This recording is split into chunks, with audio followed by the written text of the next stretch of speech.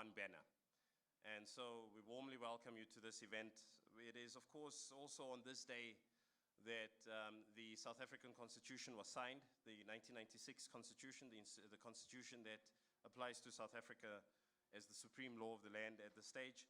It is also the 25th anniversary of the South African Human Rights Commission.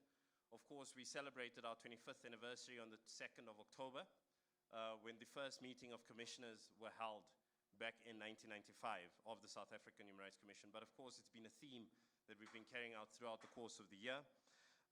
This also marks the 20th anniversary since the passing of Chief Justice Ismail Mohammed, and a monograph of the Chief Justice, of the late Chief Justice, is of course also going to be unveiled today. So it brings together a number of themes. Second to that, of course, and just as important, I have to welcome all of the dignitaries, all the important people that we have here today. First and foremost, in our presence, I have to recognize Honorable John Jeffrey, the Deputy Minister of Justice and Constitutional Development. I have to also recognize the chairperson of the South African Human Rights Commission, Advocate Bongani Majola, all the various esteemed members that have joined us today. I'm trying to make sure that I don't leave anyone out. From the Network of African National Human Rights Institutes, of course, the Executive Director, Mr. Gilbert Sebehoho. I hope I came close to pronouncing that correctly. The Global Alliance of National Human Rights Institutes will be joining us. Katarina Rose will be joining us virtually a little later on. The Minister will also be joining us virtually a little later on. And I just want to get the full title correct here, if you just give me a moment. But in the interim, I will also mention that, of course, we have the Foundation of Human Rights, Mr. Hanif Vali's Executive Director. He will be joining us digitally as well later on. And then the keynote address will be delivered by none other than Honorable Ronald Lamola, the Minister of Justice and Correctional Services. He will be joining us virtually as well. All protocols are observed, as they would say. With that, and my apologies if I've left out anyone. Of course, the commissioners of the South African Human Rights Commission are also here this morning. I see Commissioner Sibanyoni, I see Commissioner Amir Mia, I saw Commissioner Nissen earlier this morning as well, and all the other various dignitaries and guests that are here, our NANRI delegation that has come through representing 4 African NHRIs from Kenya, Uganda, Ghana, as well as Malawi. Thank you for everyone for being in attendance this morning. With that, you're not going to hear much from me. I'm here to make sure that the program continues and that we, of course, get from one item to the next. We are a couple of minutes behind, so I will ask everyone to be aware of time. But first and foremost, I'd like to call Advocate Tsidiso Tipanyani. He is, of course, the Chief Executive Officer of the South African Human Rights Commission for the opening and welcome. Thank you. See you.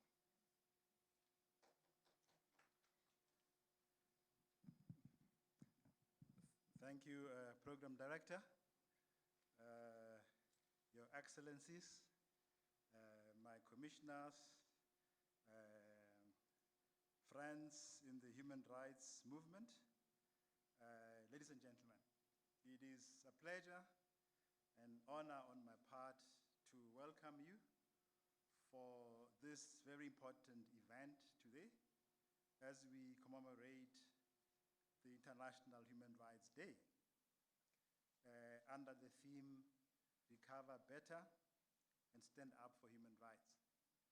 And as the program director has highlighted, it's also a very important event in the context of the venue at which we are today, for a number of reasons. One, this is a center which symbolizes our struggle for human rights during the apartheid era and the colonial era.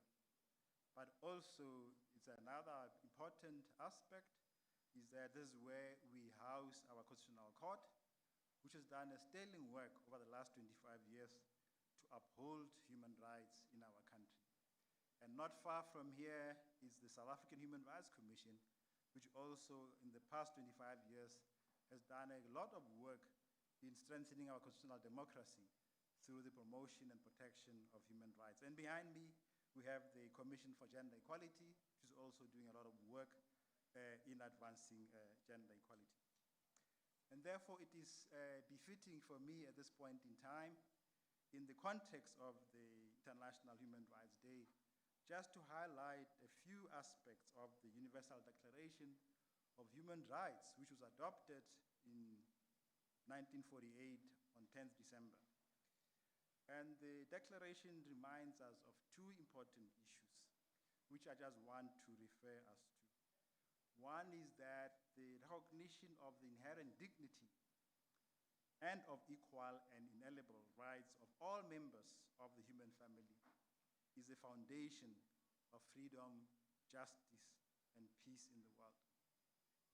And this continues to be a challenge and a struggle for us, that the lack of freedom in many parts of the world, the lack of justice and peace in many parts of the world, including our own country, is directly linked to our efforts in advancing human rights. And the preamble also then reminds us well that all of us as individuals, as organs of society, have an obligation to strive by teaching and education to promote respect for human rights and freedoms, and by progressive measures at both national and international levels, secure the universal and effective recognition and observance of human rights. And this is one of the sad things, over the last 70 plus years of the declaration, that we tend to forget that human rights are universal. And all of us have a duty to promote human rights at that universal level. We tend to become very insular, and we forget about this important principle, because then without this, then that's why we have problems of freedom, justice, and peace in the world, including our homes, our streets, our towns and villages, and our countries.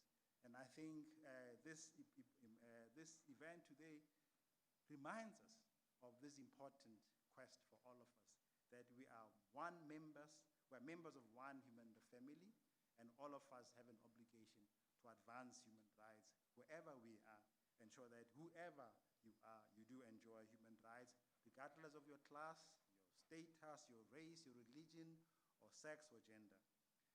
And it's also befitting then to refer us to the 1993 Vienna Declaration and Program of Action, which also makes a call on all peoples of the world and state members of the UN to rededicate themselves to the global task of promoting and protecting all human rights and fundamental freedoms in order to secure full and universal enjoyment of human rights, not only in South Africa, not only in Kenya, but the whole world. And therefore, it is in this regard I remind ourselves again of a slogan which we used to have in our country, that an injury to one is indeed an injury to all. And I think COVID-19 is an important reminder of this truth. We keep on forgetting and denying, and thus subjecting ourselves, our families, our nations, and the future of humanity at risk, because we forget that an injury to one is an injury to all. Where human rights are affected in one part of the globe, everybody else gets affected. And I think this is one message about COVID-19, that we can only address the challenges of COVID-19 as a collective.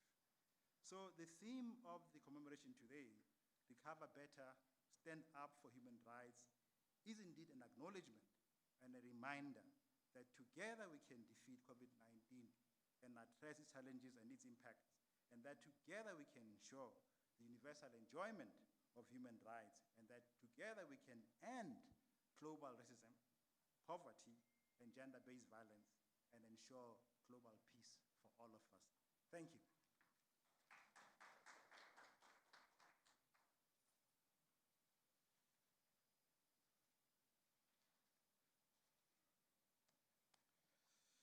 Thank you for that, CEO. Just a couple of things that I also wanted to mention. Of course, CEO mentioned it, and I think one can't mention the year 2020 without making reference to COVID-19. And as you can see, we're adhering to COVID-19 regulations. As you would notice, all of you are socially distanced, at least maintaining a distance of 1.5 meters from each other. hand sanitizers, we're all wearing masks. I obviously take off my mask when I come up here, but I need to wear my mask when I sit back down. So it's all in adherence to try to keep everyone safe. This venue has no more than 50 people in it at any point in time. However, there are many other people who are joining us today because this is a hybrid event, and how we're doing it is through live digital streaming. You can see these social media hashtags that we'll be using, obviously applicable to Twitter and Facebook, for those of you, and Instagram if you wish, for those of you who will be participating in the day. So for those of you who are tweeting, those of you who are Facebooking, please use these hashtags. Let's get trending, as people younger than me would say. And I think it's for an important cause as well.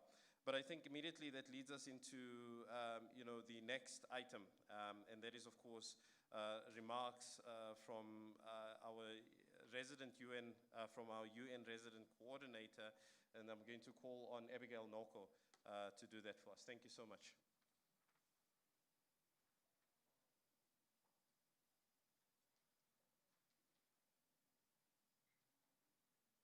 Thank you, moderator. Honorable Minister of Justice and Correctional Services, Honorable Deputy Minister of Justice and Constitutional Development, retired Deputy Chief Justice Moseneke, Ambassador Malloy, Department of International Relations and Cooperation, Chairperson, Commissioners of the South African Human Rights Commission, Chairperson of the Project Trust, esteemed panelists, civil society representatives, the Global Alliance of National Human Rights Institutions, the Network of African National Human Rights Institutions, members of the United Nations, family, and the diplomatic community. Good morning and happy International Human Rights Day. It is indeed an honor for me to deliver these remarks on behalf of Ms. Nardos Bekele-Thomas, the United Nations Resident Coordinator for South Africa. I hope that you will agree with me that this has indeed been a year to remember. Surprising in many respects, but also sobering and tragic for those who have lost loved ones. We honor them and we mourn their loss with their loved ones. COVID-19 has upended the lives of everyone and deepened fissures of inequality. It has slowed economic development and dented progress in the realization of the Sustainable Development Goals at the onset of the decade of action. The theme of today's commemoration of International Human Rights Day, Recover Better, Stand Up for Human Rights, reflects the challenges we face as a global community in combating the pandemic. Today, we highlight the centrality of human rights in efforts to contain COVID-19, slow down the spread of infections, diminish the rate of mortality, and provide the economic stimulus and social protection to mitigate its impact. This underscores the imperative that public institutions and their leadership to provide transparent and effective, accountable action that adheres to human rights principles. It underlines the need to focus on the most vulnerable, those most affected by the pandemic, and the response thereto. Today's commemoration is also significant as it coincides not only with the adoption of the Universal Declaration of Human Rights in 1948, but also the signing of South Africa's Constitution into law in 1996, and the 25th anniversary of the South African Human Rights Commission. We also pay tribute to the first Black Chief Justice Mohammed in post-apartheid South Africa. In South Africa, the Constitution is the foundation of the country's democracy, which affirms the values of human dignity, equality, and freedom. It takes inspiration from the Universal Declaration of Human Rights and is globally revered for its inclusivity and its progressive approach to human rights. Whilst we forge lessons learned from this pandemic, the Universal Declaration of Human Rights and the Constitution are a beacon of hope and a blueprint for prosperity. However, this prosperity must be anchored in the legacy of valiant anti-apartheid stalwarts such as Chief Justice Mohammed, as well as the strength of institutions such as the South African Human Rights Commission and other national protection systems that place the agenda of we the people at the center of recovery. In South Africa, the pandemic has exposed a number of societal ills, such as poverty, corruption, inequality, and unemployment. Education and children's livelihoods have been disrupted by school closures. Online learning efforts expose the deep digital divide in society. Fiscal space has contracted, limiting investments in social spending and the progressive realization of economic and social rights.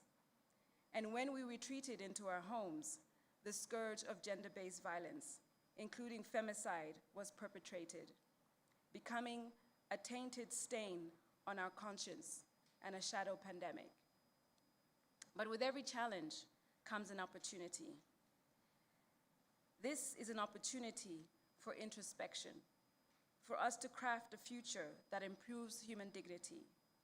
The resilience and strength of the people of this country has shown itself yet again, and the leadership of this country has been vested in developing evidence-based approaches to responding to the pandemic.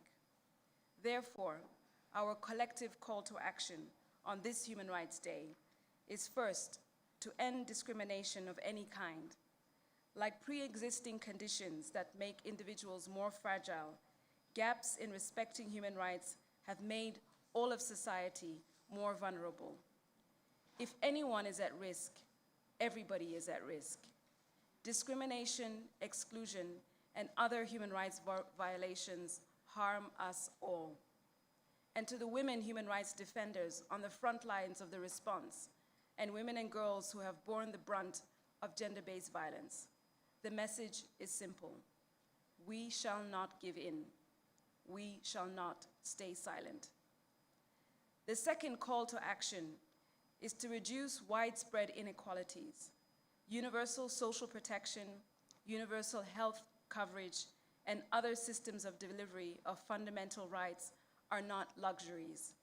They keep societies standing and can shape a more equitable future.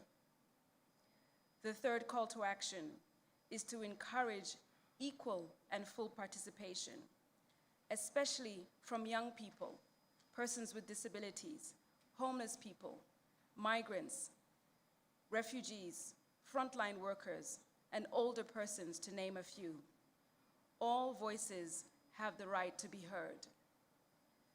The fourth call to action is to ensure and increase and intensify our resolve in our efforts to achieve the Sustainable Development Goals, a concrete agenda for universal human rights.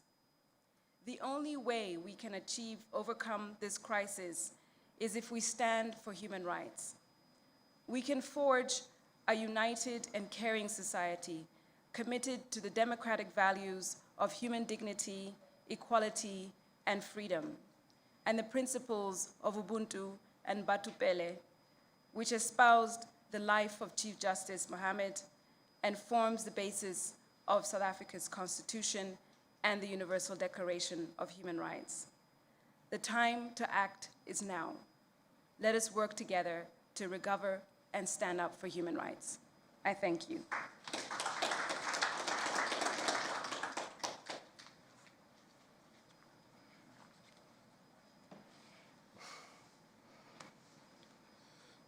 Thank you so much for that. I'm just going to move the mic a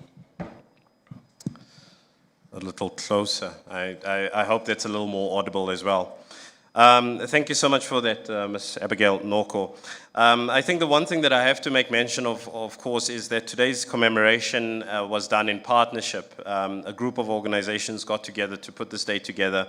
Of course, we have to, since it is International Human Rights Day, the United Nations Human Rights Office of the High Commissioner, the South African Human Rights Commission, the Department of Justice and Constitutional Development of the Republic of South Africa, Constitution Hill, the Project Justice Trust, as well as ORCAF SA, joined forces, for lack of a better term, to be able to deliver on today. So thank you very much.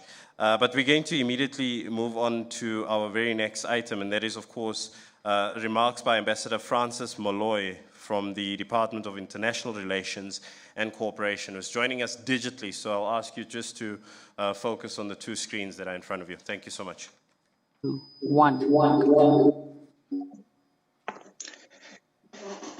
Well, thank you very much, Program Director, and thank you to the organizers for inviting me.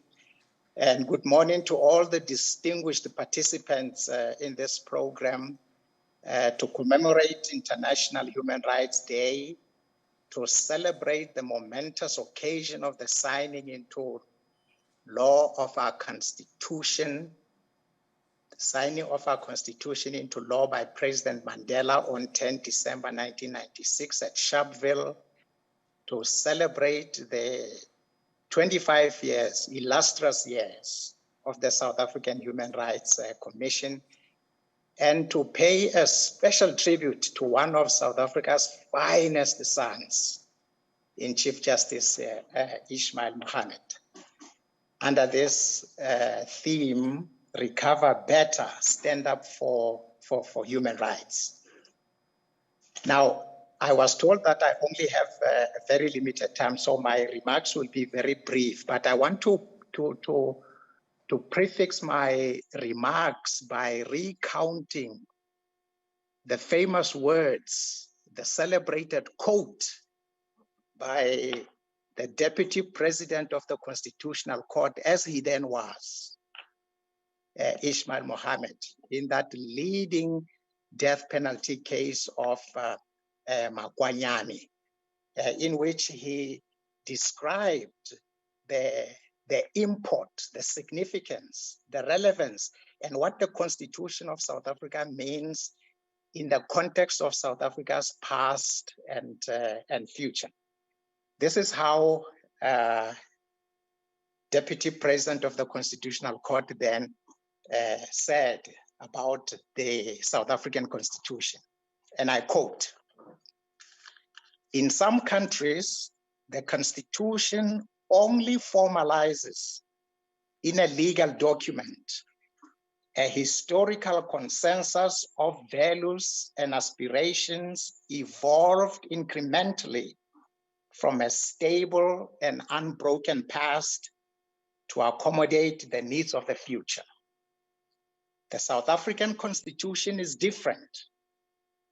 It retains from the past only what is defensible and represents a decisive break from and a ringing rejection of that part of the past, which is disgracefully racist, authoritarian, insular, and repressive, and a vigorous identification of a commitment to a democratic, universalistic, caring, and aspirationally egalitarian ethos expressly articulated in the Constitution. The contrast between the past, which it repudiates, and the future to which it seeks to commit the nation is stark and dramatic," close quote. This from his judgment in Makwanyane at paragraph 262. Now, I think when you read the judgments of Chief Justice Ismail Mohammed, I think he would have won a prize if there was gonna be one, and he would have been the first legal rapper, because his language is colorful, you can't forget it, it's poetic, and I think he would have won that. Now, I'm a diplomat. I work at DIRCO, and I'm a foreign policy practitioner, therefore, and I'm responsible there for human rights and humanitarian affairs. And I want to say something in the context of the momentous occasions that we are celebrating today, and the special tribute that we pay to Chief Justice Ishmael Mohammed. I just want to say a few remarks about what I would argue are the implications of our constitution and human rights in particular for the design, the management, and the conduct of foreign policy. And I will say my remarks in the context of the quote I have just read of Justice Ishmael Mohammed. And I want to suggest that in order to understand the relationship between human rights and South African foreign policy, or the implications of human rights for the conduct of our foreign policy, and to understand the fundamental differences between how foreign policy was conducted in pre-democratic South Africa and how foreign policy should be conducted in a constitutional democracy under the rule of law. It is important to go back to the very beginning and to understand the two main objectives, which I would argue animated the framers of our constitution between the period 1990 and 1996 when the final constitution was signed into law. And I would suggest that the framers of our constitution, and obviously Justice Ishmael Mohammed at the time chaired many of these sessions at CODESA. I would suggest that our framers, the framers of our constitution, had two main objectives in mind when they were negotiating our constitution. The first one was, how do we, as the people of South Africa, address the domestic malady of apartheid through our constitution? Secondly, and equally important,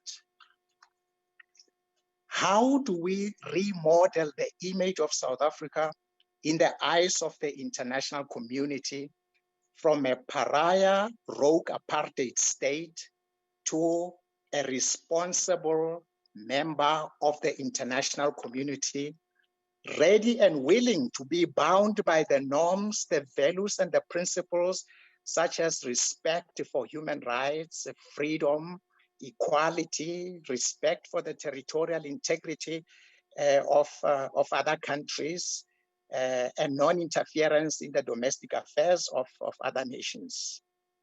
These, I think, were the two cardinal objectives that animated the framers of our constitution. But linked to the second objectives were the following considerations. What type of a public service, and in the context of the conduct of foreign policy, what type of a foreign service does the new democratic South Africa need in order to achieve these twin objectives?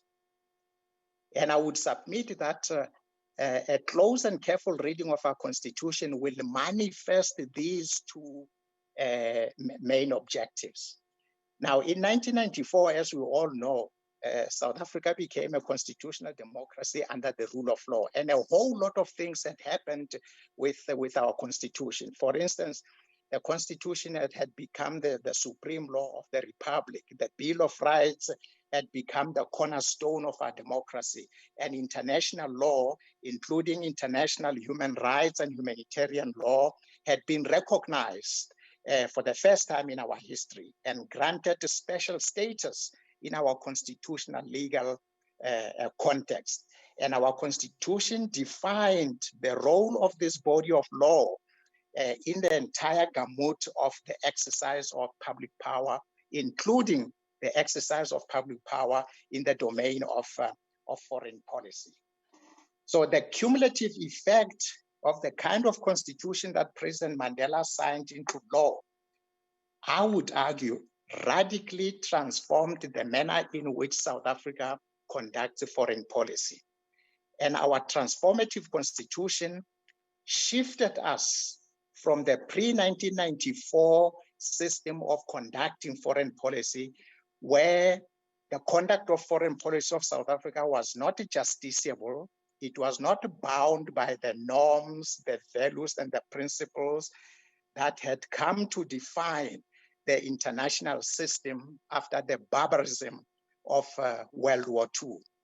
And in that setup, in that context of conducting foreign policy, which is not bound by these norms, the courts had no role at all in supervising or adjudicating foreign policy matters. The courts were excluded, and therefore it was very difficult to import into the foreign policy domain, particularly in court cases, all these principles, as I say, that had come to define the international system after the end of the Second World War.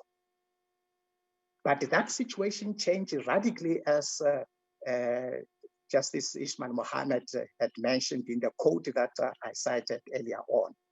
And the new constitution brought us to a new constitutional legal order where foreign policy for the first time in our history became justiciable and was bound by the norms, the values, and the principles that are enshrined in our constitution, including supremacy of the constitution, separation of powers, human rights, the rule of law, judicial review, and international law. So as far as the conduct of foreign policy is concerned, South African foreign policy makers and implementers are enjoined in the work that we do. We are enjoined to pay very close attention to what the Constitution provides and to ensure that our foreign policy is not only guided, but that it is bound by human rights and that these become the defining norms that direct our conduct in foreign policy. So the Constitution of South Africa makes it absolutely clear that the foreign policy of South Africa, to put it simply, can no longer be regarded as ordinary politics unbound by constitutional norms. That the sphere of foreign policy is completely different from what it was before 1994. And our constitution requires and commits us to act in a manner that is consistent with the norms that are enshrined in our constitution. And if you look at all the decisions that our courts, particularly the Constitutional Court, has decided in the last 26, 27 years or so, in the areas of foreign policy, this comes out very, very clearly that the foreign policy of South Africa since 1994 is now bound by constitutional norms. And when we as South Africa, obviously through the Department of International Relations and through other sister departments that play in this area, but I want to speak specifically about the work that we do in human rights and humanitarian affairs.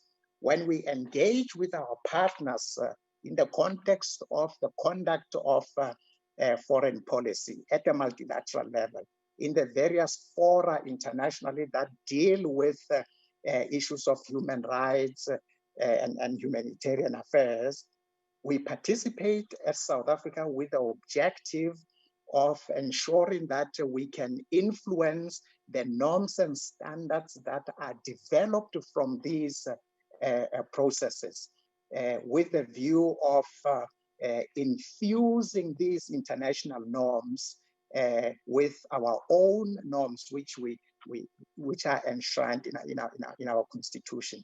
And we wanted to ensure that we can bring these outcomes from these multilateral institutions as close as possible to where we are as far as our constitution is concerned, because we think, and I think it is an accepted idea that we have one of the most progressive constitutions in the world, in fact, enshrining every known tenet of human rights law that is out there.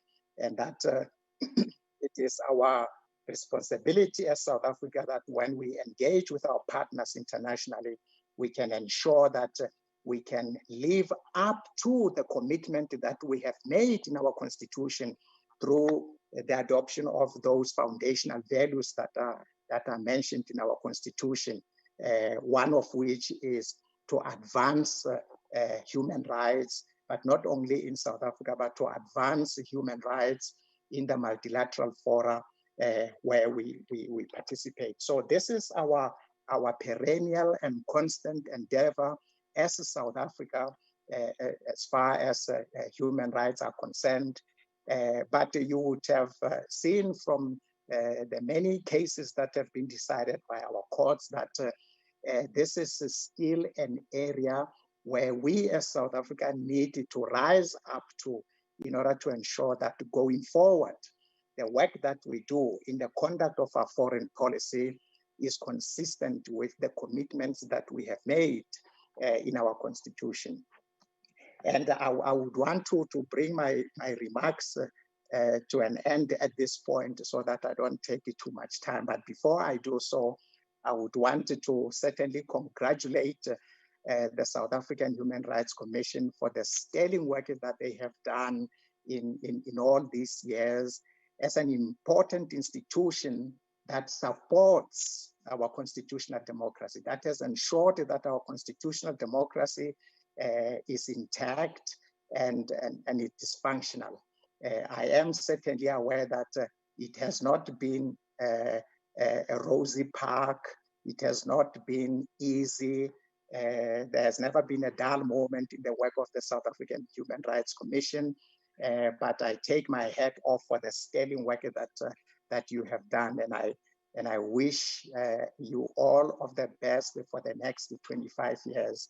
And to all the organizations that are working in this important area of human rights, I wish them well. And we as the Department of International Relations and Cooperation would want to hold hands with all our partners in this area, because even though it is the Department of International Relations and other sister departments that articulate the views of government in these multilateral institutions in the conduct of our foreign policy, we are never unaware that when we speak, when we act on behalf of the people of South Africa, and that it is therefore important that we hold hands together in ensuring that our common objectives as a nation, as articulated in our constitution, can be defended, can be achieved, all in the quest for a better life for our people and for our country. So I wish all the participants a great day today. It's a joyous day and occasion, and let's celebrate and let's indeed stand up for human rights. Thank you very much, Program Director. I will stop right there. Thank you. Thank you very much, Ambassador. So the next person to speak is from the South African Human Rights Commission, but I think this is also an appropriate time for us to recognize and to remember that many people working in the human rights space, and I think closer to home for the South African Human Rights Commission as well, we've lost many people who have been champions of human rights. So I think this is an appropriate time where we just take a brief moment of silence in memory of those individuals who we've lost over not just this protracted period that we're talking about, but specifically this year. Thank you.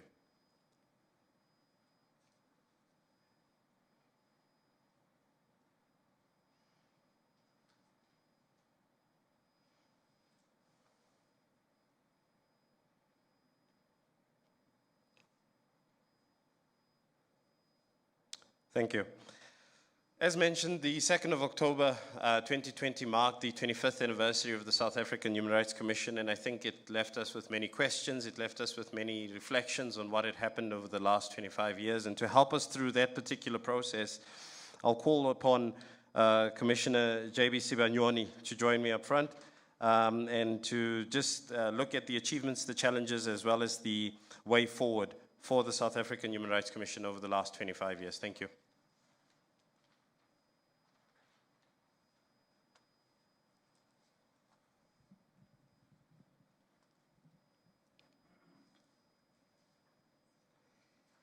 Thank you, Program Director or Moderator Cashwell Brooks. distinguished guests, ladies and gentlemen, greetings to all Lochani. I will also recognize the executive, members of the executive, and also I would like to recognize the members of the diplomatic corps, and I will be not doing good service if I don't also mention the winners of the 2020 International Moot Court competition that was held in Poland in January 2020, and they brought back the cup. And I will also want to echo the words of Commissioner Amir Mia. Those who have attended the Chief Justice Ismail Mahomet book launch yesterday will recall that Commissioner Amir Mia mentioned that himself, the CEO, and myself once worked for an organization called NEPILA. That stands for the National Institute for Public Interest Law and Research. We were activists in 1998. And during that year, we celebrated Chief Justice during his lifetime, as well as Bishop Tutu. Now it is a coincidence that we are celebrating his legacy and his life in promoting human rights. I'm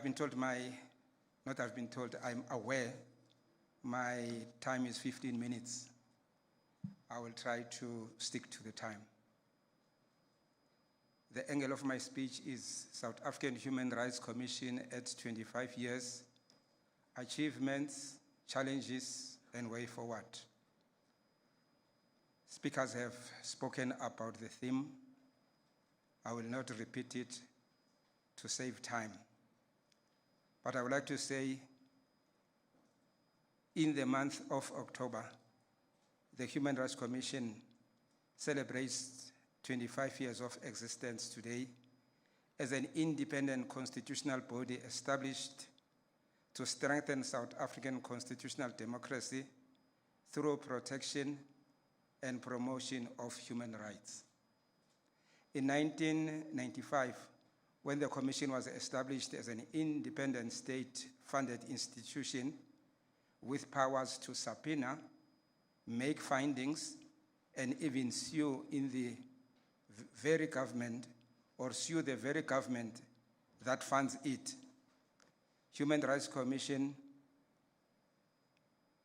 or the commissions were a new phenomenon, both nationally and internationally, and not properly understood or appreciated by citizens and the government that established as well as funded them.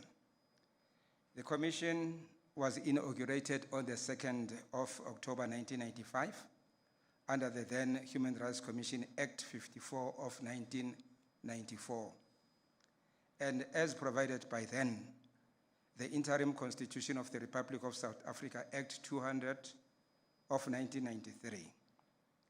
It was only 2 years prior to the establishment of the South African Human Rights Commission in 1993 that the UN General Assembly adopted a resolution supporting the establishment of national human rights institutions by UN member states. This created questions and doubts among many whether the Commission would be able to overcome the challenges it faced at the time of inception, whether it would be able to hold the post-apartheid government to account, be truly independent, and not be indebted to the government party and the president of the country, who appoints members of the commission, and how it would navigate the political, economic, and social context in which it was established. That is, a deeply divided and polarized society in terms of race, class, and gender, and a society deeply affected by poverty and violence with no real culture of respect for human rights. Program Director, and ladies and gentlemen, this anniversary thus marks an important milestone for an organization that started with about 30 officials in 1995 and has grown over the past 25 years with over 180 personnel in this year, 2020. The 25th anniversary provides an opportunity for an organization to reflect on the journey it has taken so far, both the heights and lows, assist the Commission going into the next 25 years with how best it can give effect to its mandate forward. The aim of the celebration is also for the Commission in particular and the country in general to reflect on the state of human rights in the country and the extent to which we have made progress in establishing a culture of human rights with the challenges that remain. The entrenchment of culture of human rights remains vital for the strengthening of our democracy and the stability and prosperity of our nation. Ladies and gentlemen, the COVID-19 pandemic has a massively negative impact on human rights globally as resultant preventative measures to cap the spread of the virus led to a slowdown in economic activity, which increased poverty, inequality, and unemployment, thus negatively impacting on the socio-economic rights. Civil political rights such as privacy, freedom and security of the person, and freedom of expression was also heavily impacted. This thus raises the need to have a conversation about how we move forward in preparation for a world that has changed irrevocably. How do we thus recover better? By placing human rights at the core of the COVID-19 recovery. This extends to the discussion on how we locally and globally build a new normal based on the respect of human rights. Ladies and gentlemen, more than 20 years after the adoption of the Constitution, race-related matters still comprise the largest proportion of equality complaints received by the Commission. This indicates that racial intolerance, inequality, and discrimination remain prevalent in our society and continue to pose a serious threat to nation building, social cohesion, and reconciliation.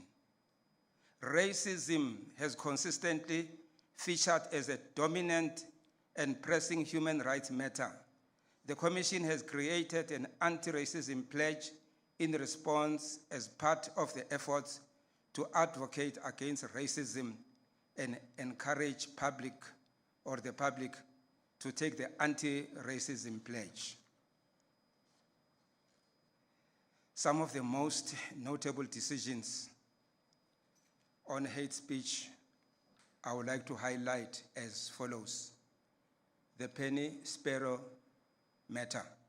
I won't delve in it. It is something in the public domain. The Vicky Momberg matter. I will also not detail it. I take it that people are aware of it. The Velapi Khumalo matter, and I also won't delve in it. Ladies and gentlemen, in March 2019, the Human Rights Commission found that certain statements made by Mr. Julius Malema and another member of the EFF, that is the Economic Freedom Fighters, were offensive, but did not constitute hate speech. I would like to reflect around the year 2017 to 2018. In June 2018, the Commission made submissions to the Joint Constitutional Review Committee regarding Section 25 of the Constitution. As a summary, concluding that a lack of effective implementation constitutes the main obstacle to successful land reform. Notably, in the year 2017 to 2018 financial year, the Human Rights Commission was accredited, let me repeat that. Notably, during the year 2017 to 2018 financial year, the Human Rights Commission was re-accredited as an A status, the NANDRI, by the Global Alliance of National Human Rights Institutions, the country, for its independence and effectiveness, allowing the Commission to retain its speaking rights in the UN Human Rights Council and avoiding rights in country. Just to lighten the audience, don't blame me, blame apartheid, I did Bantu education. That's why I couldn't pronounce accreditation. The Commission, ladies and gentlemen, produced thematic discussion papers based on identified human rights issues with the main objective of influencing and lobbying for policy reform in respect of access to basic education for undocumented learners in South Africa, access to health care for the migrants in South Africa, detention monitoring in South Africa, discrimination and violence on the basis of sexual orientation, gender, identity, and expression, ending corporal punishment in the home, evictions in farming communities, spatial justice in South Africa, and special needs education for children with disability.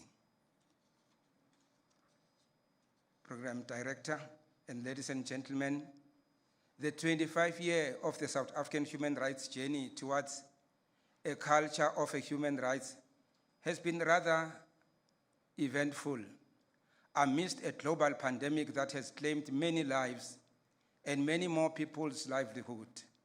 The Commission has continued to ensure the promotion and protection of human rights in South Africa and has thus also had an eventful year.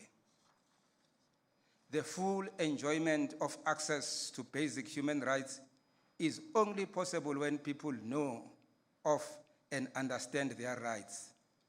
Public outreach engagements with the Commission stakeholders, the people for whom the institution created, identified particular human rights trends which the Commission will continue to strive to address.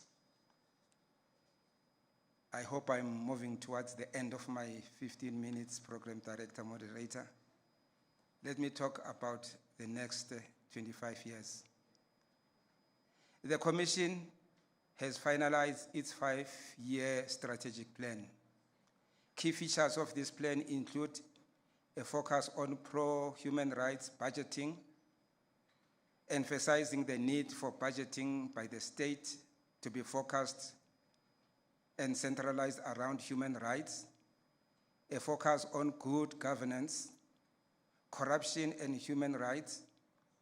Since South Africa has a serious problem with corruption, a lack of good governance, this strategic priority area will take a central role in our efforts, strengthen constitutional democracy, the establishment of a dedicated child rights unit, which will protect, promote, and monitor the attainment of children's rights across the spectrum of other rights.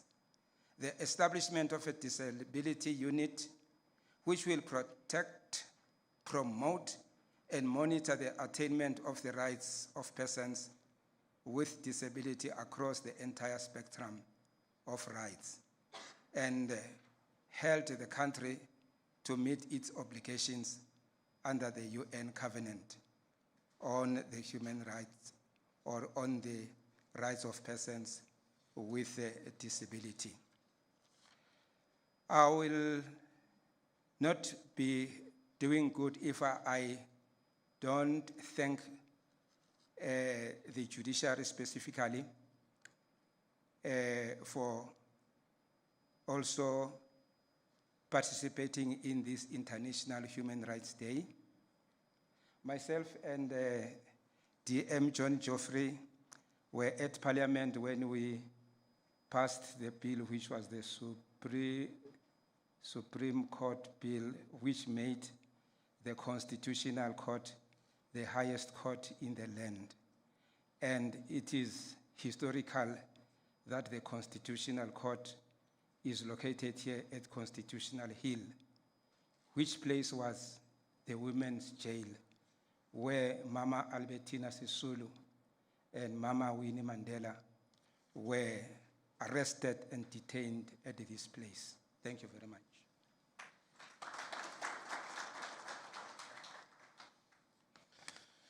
Thank you, Commissioner, for your reflections on the past 25 years and what the future holds. I think it's extremely important to keep that in mind. But I mean, I was listening and I was thinking while Commissioner was speaking, being the communications coordinator for the South African Human Rights Commission, I do media occasionally on behalf of the Commission. And one of the questions that I think I get asked perpetually is whose responsibility is it? Who should be doing A, B, C, D, fixing, monitoring, whatever your scenario is. The question is always whose responsibility it is.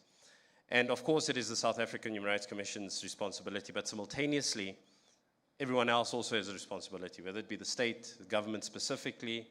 But I think more importantly, or very importantly, is the role that civil society has to play. And we're going to hear from civil society up next.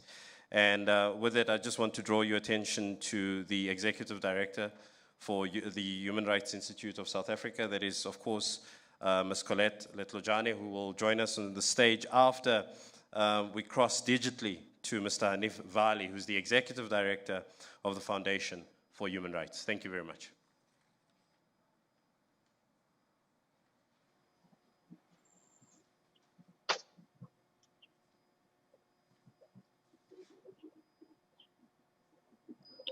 Hello, should I begin?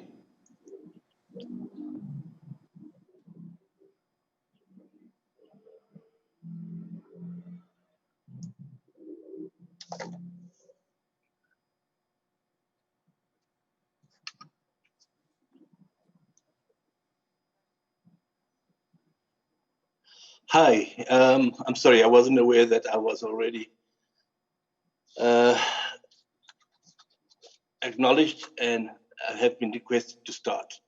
Good day to all, and thank you very much for the opportunity to participate in this webinar. I am happy to acknowledge the role and the importance of the Human Rights Commission and the 25 years of its existence. I also want to take this opportunity to recognize the immense intellect of the late Chief Justice, Judge Ismail Mohammed. We must remember how far we've come. You know, we made him Chief Justice of our country, yet the Pretoria Bar refused to give him premises, offices because of for racist reasons. And even when he was able to work in the Johannesburg Bar, sometimes sharing colleagues' chambers, he still wasn't allowed to use the bar common room. He had to have his lunch sandwiches in the toilet, as he put it himself. So we've come a long way from the barbarity of apartheid and racism. And unfortunately, there is a bit of resurgence of this kind of racism. This is a man whose immense intellect was such that he was elevated to appeal courts in all our neighboring countries before he was given recognition in his own home. So a salute to Judge Ismail Mohammed, whom I have had the pleasure of working with and also felt on the lash of his tongue when I suggested that judges should appear before the Truth Commission. But having said that, let me go on to the topic that I have been given right now. We are now in this unfortunate situation where, as the president put it, we are facing three pandemics: the COVID pandemic, the GBV pandemic, and the pandemic of corruption. And this is one of the reasons why human rights commissions, and in fact all the Chapter 9 bodies, are of such importance to the future of democracy in our country. We have this system, the traditional system of checks and balances, with the judiciary, the executive, and the legislature. And this comes from 18th century France. But there's a recognition that this is inadequate for the 21st century. Hence, we've got a number of Chapter 9 bodies who have constitutional authorization for their activities. The Human Rights Commission being one of the most important of these Chapter 9 structures. And they're there to ensure there's an oversight and there's checks and balances on what's happening in our society. I raise this issue because the checks and balances between the legislature and executive, especially in the recent past, have become blurred for reasons of party discipline, for reasons of patronage, and often for reasons, unfortunately, of corruption. So we are in a situation where we need to ensure that there's oversight on those who are leading us. And the role of the Human Rights Commission in this regard should not be underestimated. At its very core, human rights are about subjecting power to law. So we must also bear in mind that because of this oversight role they provide, they can also be subverted. And we've seen in a recent judgments regarding the public protector about the criticisms of the court and the awarding of costs against her. And we must guard against it. And this was already anticipated in the Paris Principles, which established national human rights institutions and was adopted by the General Assembly of the United Nations, where they say that in the appointment of human rights commissions, we should also include universities, human rights NGOs, religious bodies, etc., so that it is not subject to the whims of the legislature and the executive, who've proved to be, unfortunately, not always reliable in this day and age. Now, we also know that we come from a dark past. We know that apartheid was and is a crime against humanity, that it's the form of neocolonialism which ensured that majority of the indigenous people, their development was stunted. And we tried to overcome this by creating provisions in the Constitution. The provisions in the Constitution, one of which is the body of the Constitution, which says that all organs of state should inform the Human Rights Commission annually of how far they've gone in overcoming the lack of socioeconomic rights, water, electricity, water, housing, social security, food. They've been specifically mandated to get reports from the organs of state. Yet we know that they have historically been remiss, organs of state, in providing this information, and we do not hear enough from the Human Rights Commission in addressing this issue. Human Rights Commission has to be the first responder to violation of human rights. The Constitution is clear that it's not just respect, protect, and promote, but it's also attainment. We are proud of our Constitution, and one of the things that we are proud about is the issue that we have socio-economic rights in the Constitution. Yes, there are two qualifying aspects, one of which is within the financial constraints or ability of a country, the other one is progressive realization. But progressive realization is not rhetorical. Progressive realization is a recognition that we can't overcome these issues overnight, that there has to be a step-by-step process, that there have to be indicators that have to be met, that you can prioritize issues, but not to ignore issues. Yet it's shocking. It's shocking that we find there are whole towns in many parts of the country that didn't have water, that it took a charity or NGO to drill boreholes for them. You know, we need to ask, where is the outrage? Where is the lead being offered by the Human Rights Commission in addressing this issue? Why aren't they taking the lead as a first responder? They are a very important institution in our country. They are a constitutional institution. They're supposed to represent the most vulnerable in our communities. And we need to hear their voice. We need to hear more communication from them. We need to hear it being louder. We need them to call out government. Now, we must also recognize the fact that as NGOs, we have a responsibility. And we did a survey on respect for human rights during the COVID lockdown, and we found the most common issues were lack of food, lack of social security, lack of PPE, and also unfortunate increase in GBV, which is apparently a international phenomenon. So we have the information and we need to address it and we need to take proactive steps. Yes, the Human Rights Commission has been under-resourced, but they need to work more closely with civil society. Civil society has got a presence in many parts of the country they can work with. We worked with the Human Rights Commission with regard to the setting up of the Constitutional Rights Education Program. They've now taken it over because they got funding for it. And we're not even having any civil society organizations attending online meetings anymore. And so the question has to be asked, why aren't they getting out? Why aren't they reaching out to more people? Why aren't they taking the lead? They are too important to fail. They are there as a check and balance on our government, and they must be heard, setting the tone for what we need to achieve as our constitution envisages the kind of country that we actually want. So I want to say that there is a battle going on in our society. There are good people in government who need to be supported. As part of a group of NGOs led by the South African Council of Churches, the Foundation for Human Rights wrote an open letter to the government, to the president, decrying the depravity of the corruption that COVID-19 contracts had attracted. And we got a hearing. We got a hearing with the ANC top 6. We got a hearing with senior government officials, senior ministers on addressing this issue.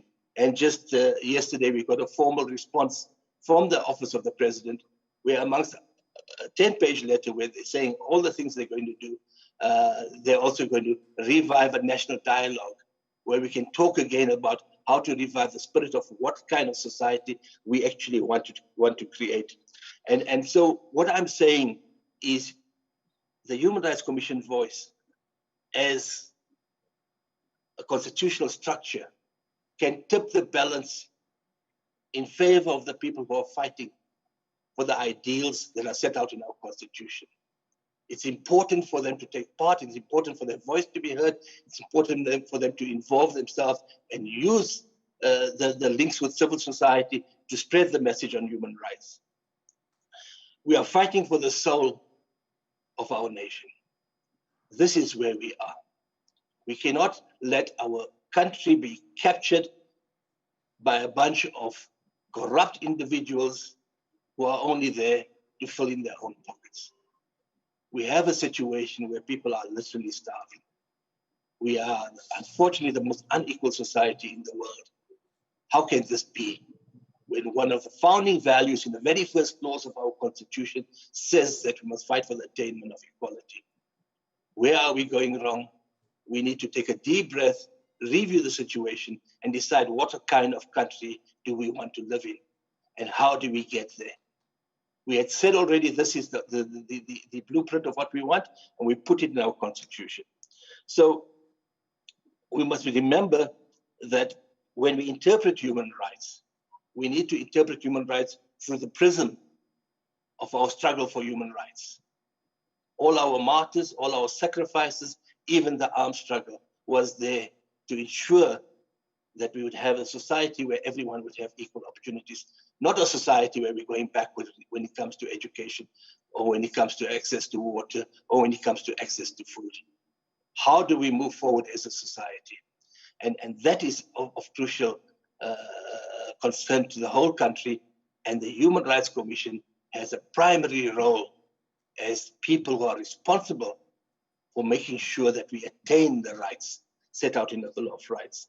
So To conclude, we need to take the nationalism that drove our struggle against apartheid and convert it into a constitutional patriotism where we make sure that the rights in the Constitution are upheld, that we make sure that people who are leading us are held accountable, that we don't have a situation like we had where both across the political parties, corrupt elements in local government were putting money into a bank so that they were bribed to do so, and opposition parties, including the governing parties, were stealing this money, and as a direct result, it has an impact on the provision of basic services like water and sanitation. We cannot have such a situation. So as a society and as a people, let us realize the ideals contained in our Constitution, and let's fight for this constitutional patriotism, no matter how much is thrown at us, no matter how many insults we get, no matter the resurgence of racism. We need to decide what kind of society we want going forward, and an important and crucial ally, if not a leader in the struggle, should be the Human Rights Commission. Thank you very much. Thank you, Mr. Vali. As I said, I think Mr. Vali's words clearly encapsulate how working with civil society would definitely make a greater impact. With that, I'll call on Ms. Colette Letlojane, as I mentioned earlier, the Executive Director of Human Rights Institute of South Africa. Thank you so much.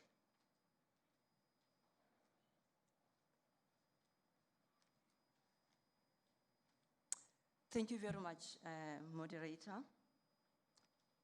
I'll first like to congratulate the South Africa Human Rights Commission and its partners, Department of Justice, UN Office of the High Commission, Cornhill Project Justice, and AUCAF for really coming up with such a splendid focus of deliberations of today.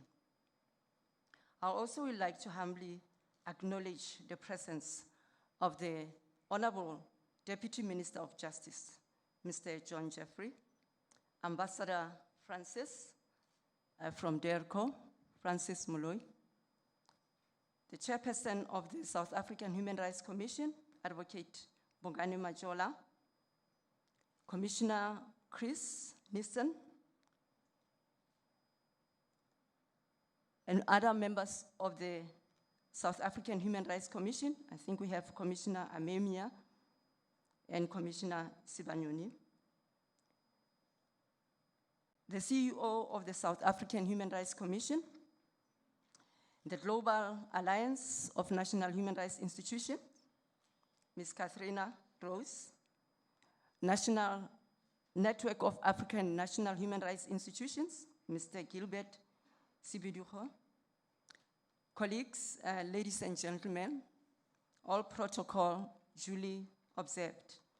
It is an honor and privilege for HURISA to be part of this important August gathering, which is commemorating such milestone in the history of human rights in South Africa and globally, and mainly for the signing of our Constitution into law by the first Black democratically elected president in South Africa, Tata Nelson Mandela, who has done so in Sharpeville. And by doing so, he was symbolizing this painful struggle for human rights of the South African and the massacres that had taken place in Sharpeville. It was reaffirming that we are moving now from the old, and a new chapter for South Africa has been laid forward and incorporated in the Constitution of South Africa. And by signing that on the 10th of December, he was signifying that South Africa's imperatives in the Constitution are aligned with international law. The Constitution of South Africa enshrined the Bill of Rights. The Bill of Rights also provides imperatives that enable the courts, the forum, and tribunal to interpret the Constitution according to international law. And also in Chapter 9 of our Constitution, we are celebrating today the 25th anniversary of the South African human rights, such a milestone achievement. As an oversight institution of democracy in South Africa, they have achieved a lot.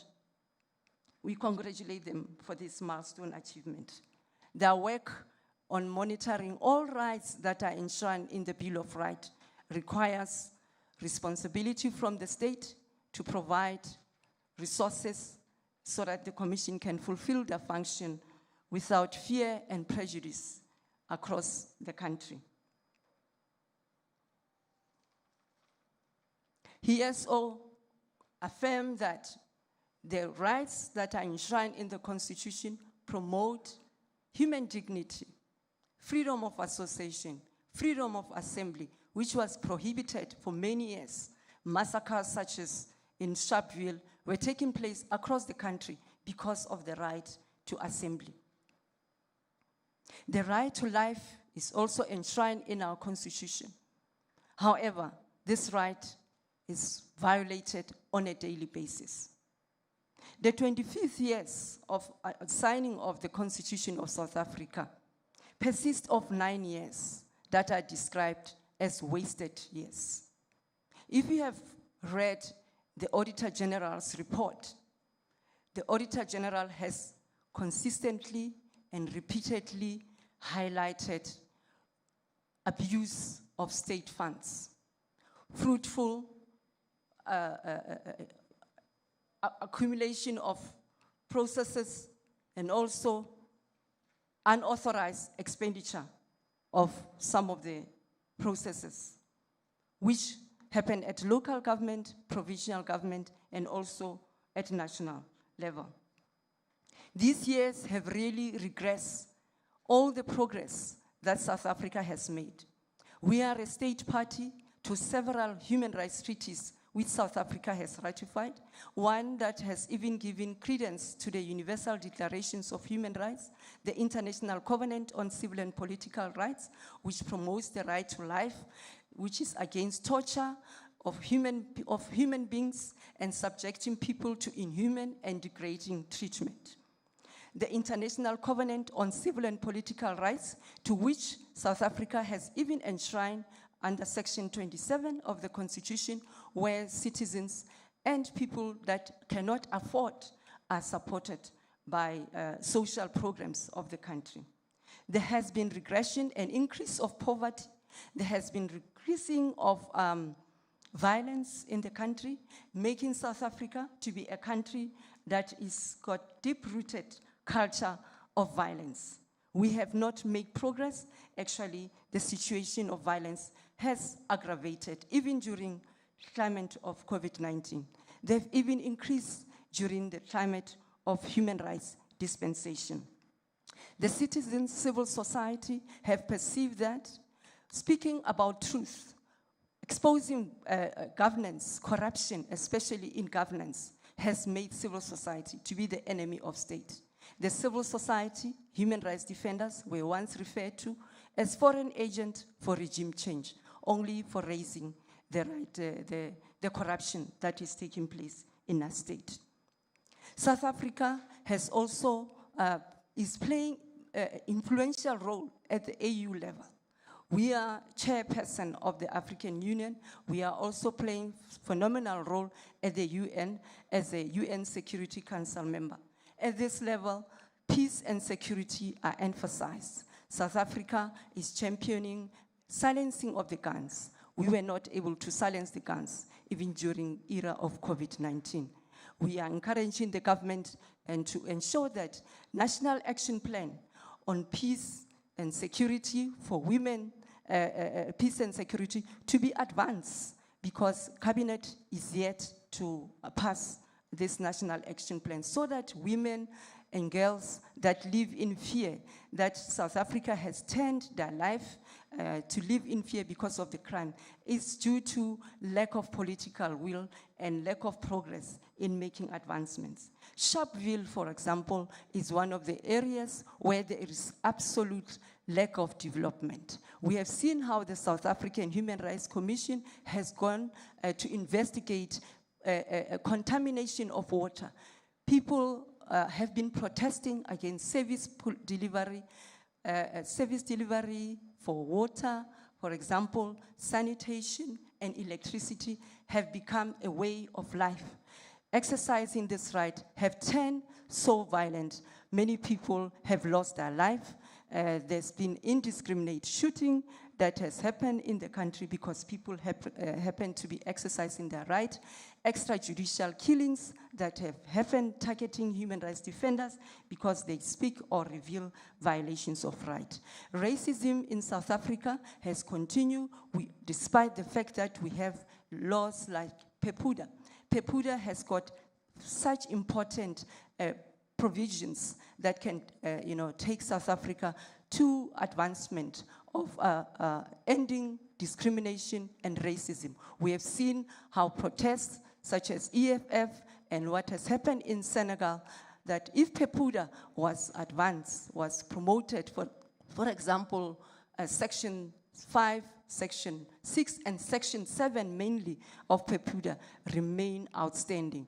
If the government will set up a review committee that will work with government to ensure that hatred that is persisting in the country through use of freedom of expression is tackled, and also to ensure that the perpetrators of violations of these rights are held accountable, we would have made advancement in South Africa. We should have celebrated the 60th anniversary of Sharpeville, and we would like South Africa to continue making sure that our history does not only remain in paper, does not only remain by lip service, but we enforce some of the achievements that we have made. We also are encouraging South Africa to commemorate Africa Human Rights Day, which is held usually on the 21st of October. If the South African Human Rights Commission is not going around begging for resources, for support from government department, that day is also go past without meaningful impact. We are calling the government to end reprisals and also to implement Goal 16 of Sustainable Development, and for civil society to operate independently without fear and prejudice, and to ensure that civil society is funded. We know that advice centers of civil society are running out of resources and capacity. Most of them are closing down. The future of civil society is currently at crisis level in terms of funding, in terms of sustaining democracy and human rights in the country. I thank you very much for the opportunity. Thank you very much for that, Ms. Letlojane.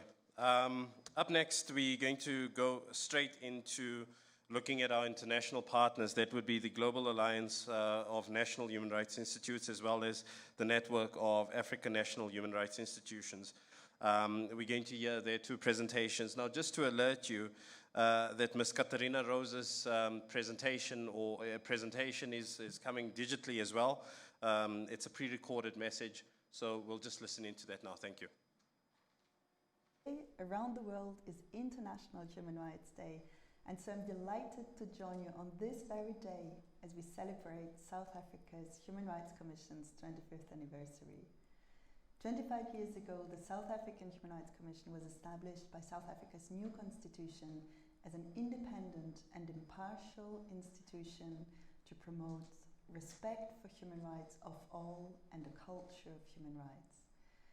I would like to pay tribute to all those who contributed 25 years ago after the long struggle for human rights and non-discrimination to the creation of this great project. Today, the South African Human Rights Commission is one of the leading human rights institutions in our global family of NHRIs, and is enjoying worldwide recognitions for its contributions to human rights nationally, regionally, and internationally. I would like to particularly acknowledge your contributions in protecting the rights of groups in focus, children, persons with disabilities, LGBTI and the elderly, and the way the Commission is implementing its unique functions, including through public hearings, your complaints handling and investigations, as well as your work closely with partners and CSOs as well as businesses, and your reporting to international human rights mechanisms, which is critical for monitoring compliance of human rights obligations at global and national levels. We also congratulate you as you have taken on new important responsibilities, including as NPM. The Commission also played a leading role in building the network of national human rights institutions in Africa, and the Commission chaired the Global Alliance of National Human Rights Institutions from 2013 to 2016. We owe you immensely for your contribution to who we are today as a global network, including our very name, GANRI. Since 1999, the Commission enjoys highest level status accreditation with GANRI, testifying to its full compliance and independence by reference to the United Nations Paris Principles. Today, as we face new and unprecedented challenges for human rights, from a global health crisis to climate change to growing inequalities, the role and contributions of independent human rights institutions like the South African Human Rights Commission have never been more important. And those of you entrusted with the leadership of your commission know that you carry great responsibilities, that you face huge expectations at home and internationally. At GANRI, we look forward to continuing our close partnership as we implement our mandates to respond to the human rights challenges our world is facing today. Colleagues and friends at the South African Human Rights Commission, we congratulate you all and encourage you to continue your impressive and truly inspiring work in the decades to come. Happy 25th anniversary.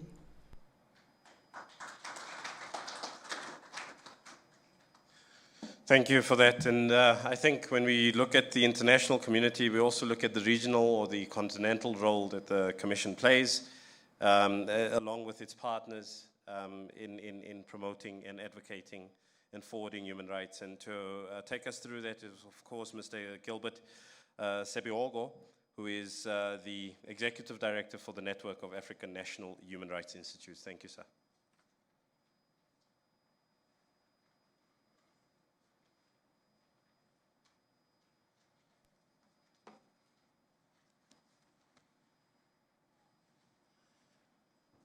Thank you, Gashwer. Honorable Deputy Minister of Justice, Honorable Chairperson of the South African Human Rights Commission, Honorable Commissioners, CEOs, ladies and gentlemen, allow me to stand to the protocol as said already. Good morning from Africa, and a very happy International Human Rights Day, and a very happy 25th anniversary of the establishment. It is with deepest gratitude on behalf of the Network of African National Human Rights Institutions, and I'm pleased to address this high delegation meeting today when we are commemorating the 72nd International Human Rights Day. I thank the South African Human Commission for this invitation, which has allowed a few representatives from NHRIs to participate with you physically, despite the pandemic that we are facing now. It's also a special day that we celebrate 25 years of service to humanity by the South African Human Rights Commission, one of the strongest national human rights institutions in Africa. The network of African National Human Rights Institutions,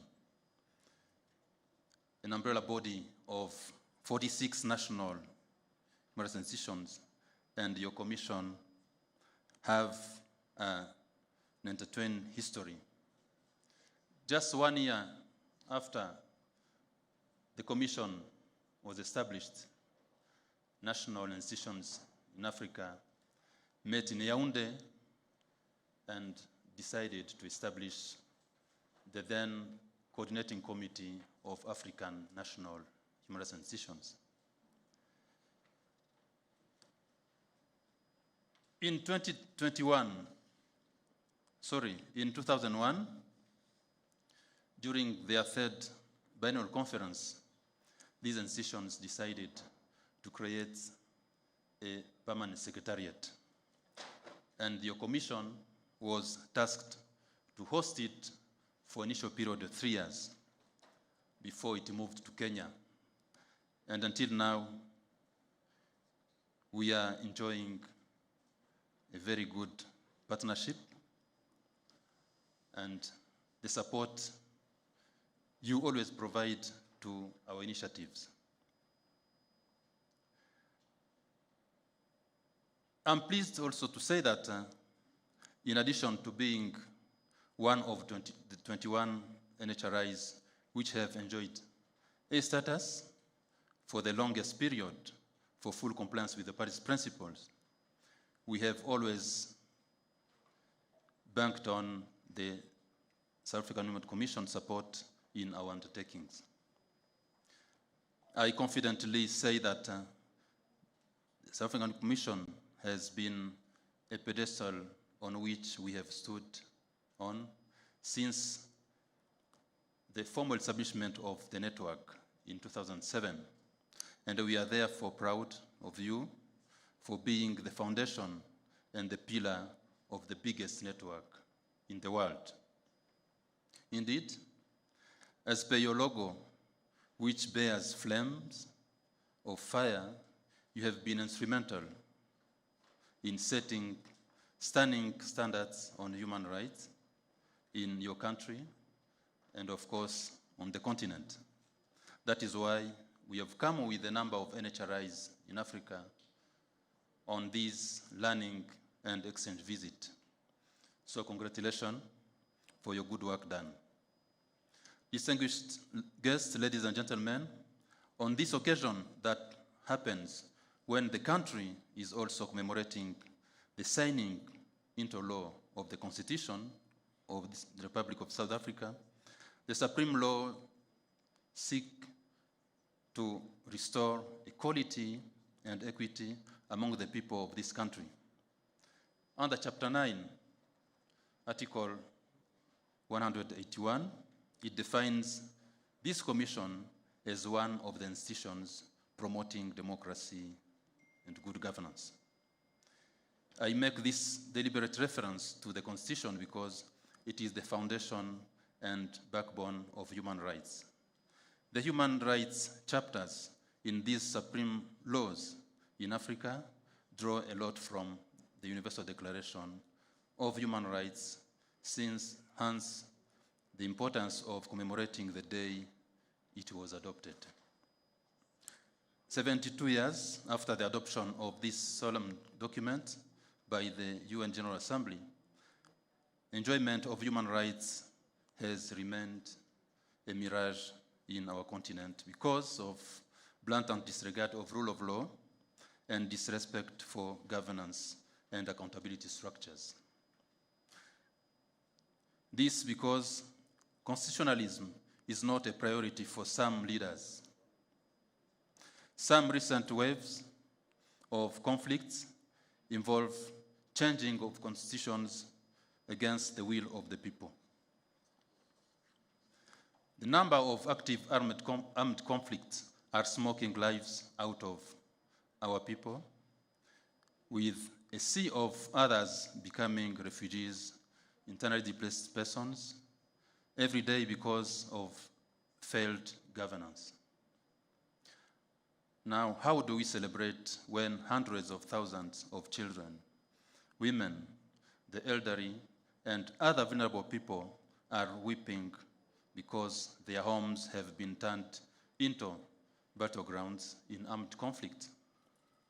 How do we celebrate when the fertile lands of our mother Africa are drowning in floods of blood? How do we celebrate when our youth are in guerrilla wars and terrorism activities, not fighting the enemy, but fighting themselves and sometimes the government? How do we celebrate when the young generation is bombing and demolishing their future?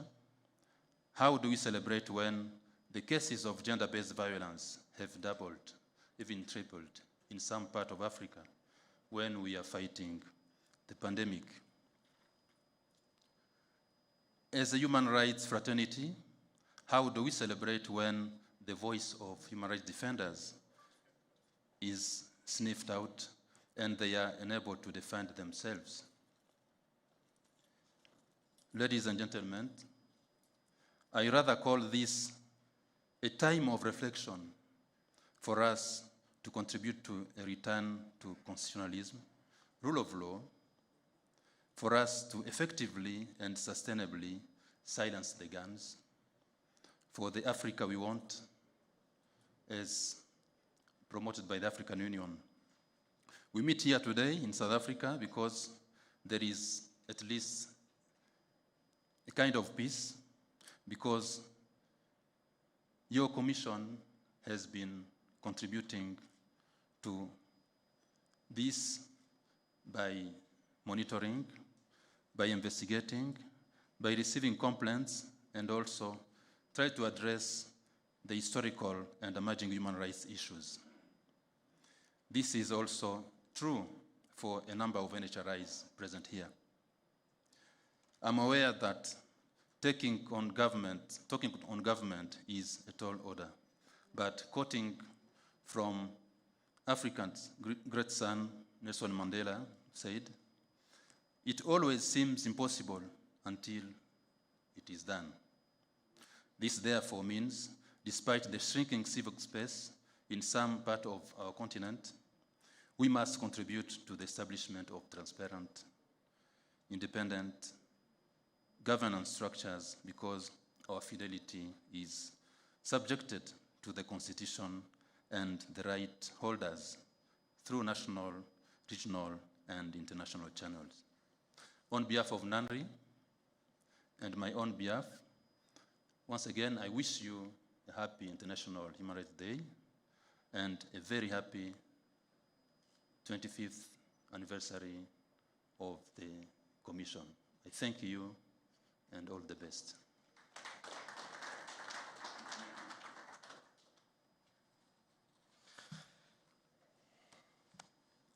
Thank you so much for your words there, Gilbert, from Nandri. With that, I'd like to hand over to Mr. Enver Surti, who is the chairperson of the Project Justice Trust. Thank you, Mr. Surti. Thank you so much, Program Director. Esteemed and Honorable Deputy Chief Justice, Deputy Minister of Justice and Correctional Services, the Honorable Chairperson, Professor Bongani Mojola, esteemed commissioners who are present out here, guests and partners, Abigail, if you are here. We firstly would like to, very briefly, you'll notice that this item does not appear in the program. It is a wonderful, pleasant, exciting surprise.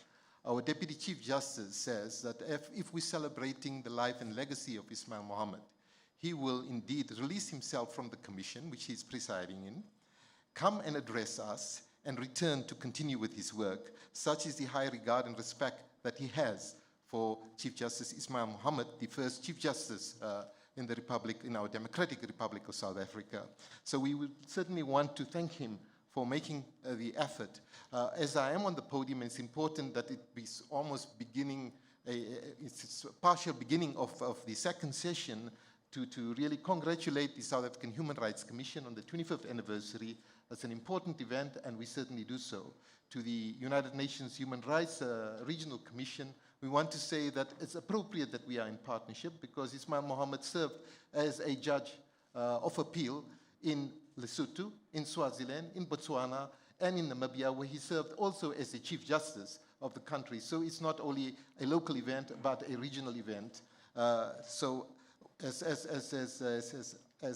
Project Justice, we are indeed indebted to all our partners, and it is now my privilege and honor, and certainly I do so with great humility, to invite the Honorable Deputy Chief Justice to address us. Thank you, sir, and you will be released immediately thereafter.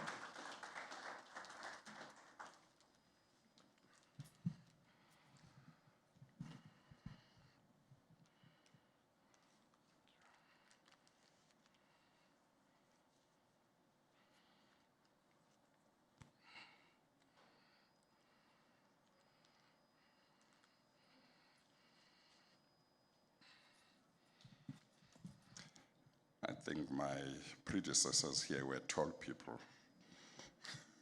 That's why the mic was much higher, too high for me. Thank you very much, Mr. Sethi, for your very nice words of introducing me to your audience this morning.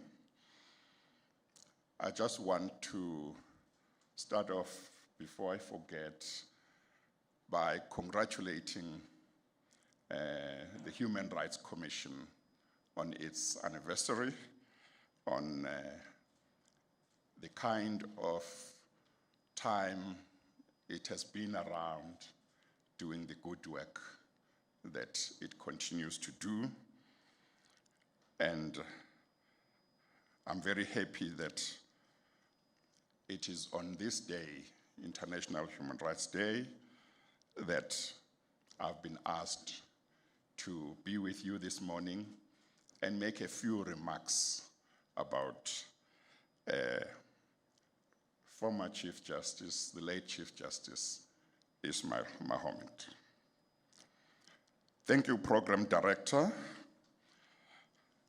Mr. Enver Sethi, former Minister of Justice and Constitutional Development and former Deputy Minister of Education and current Chairperson of the Project Justice Trust, Ms. Anissa Mohammed, niece of the late Chief Justice Mohammed, Mr. John Jeffrey, Deputy Minister of Justice and Constitutional Development, members of the judiciary who may be present here, members of the executive present, chairperson of the Human Rights Commission, and other members of that commission and other Chapter 9 institutions, Mr. Harun Kala, and all distinguished guests.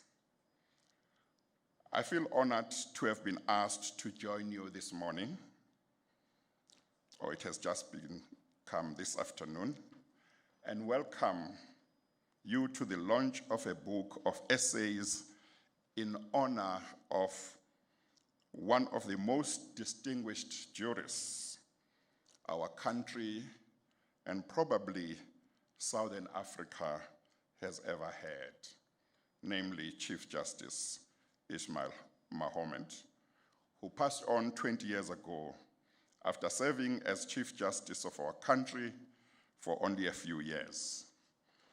I take this opportunity to thank Mr. Sethi, the chairperson of Project Justice, for coming up with the idea of a book in honor of Chief Justice Ismail Mohammed. When I heard about the idea of this book for the first time, I thought it was most befitting that such a book should be published in honor of Chief Justice Ismail Mohammed.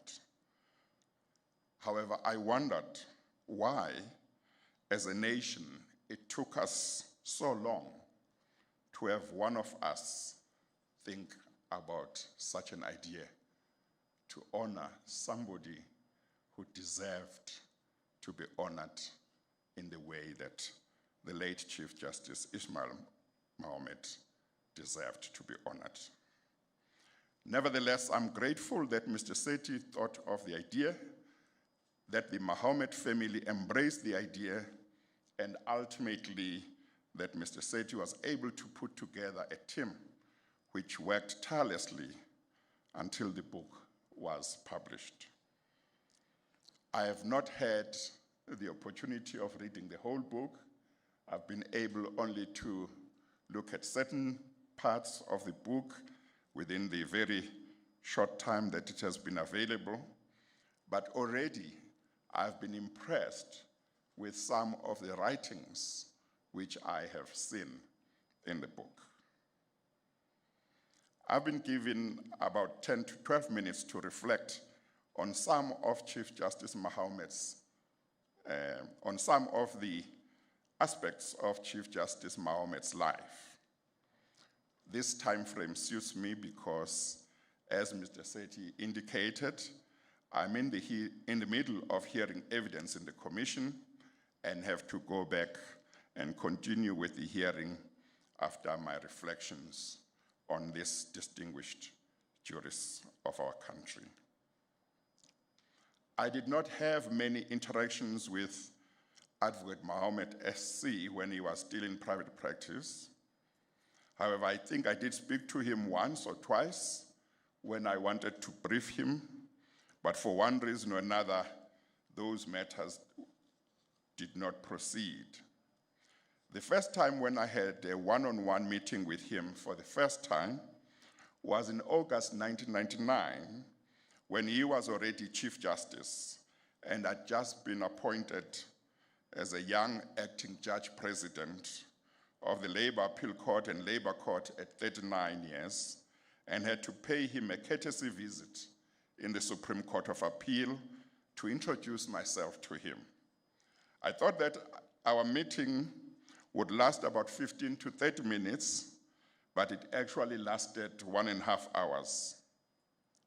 He received me very warmly, and we talked about challenges that the Labor Appeal Court and the Labor Court were facing at that time, because, for example, the Labor Appeal Court had, over the previous few months in that year, lost 4 of its 5 judges, and only 1 was left.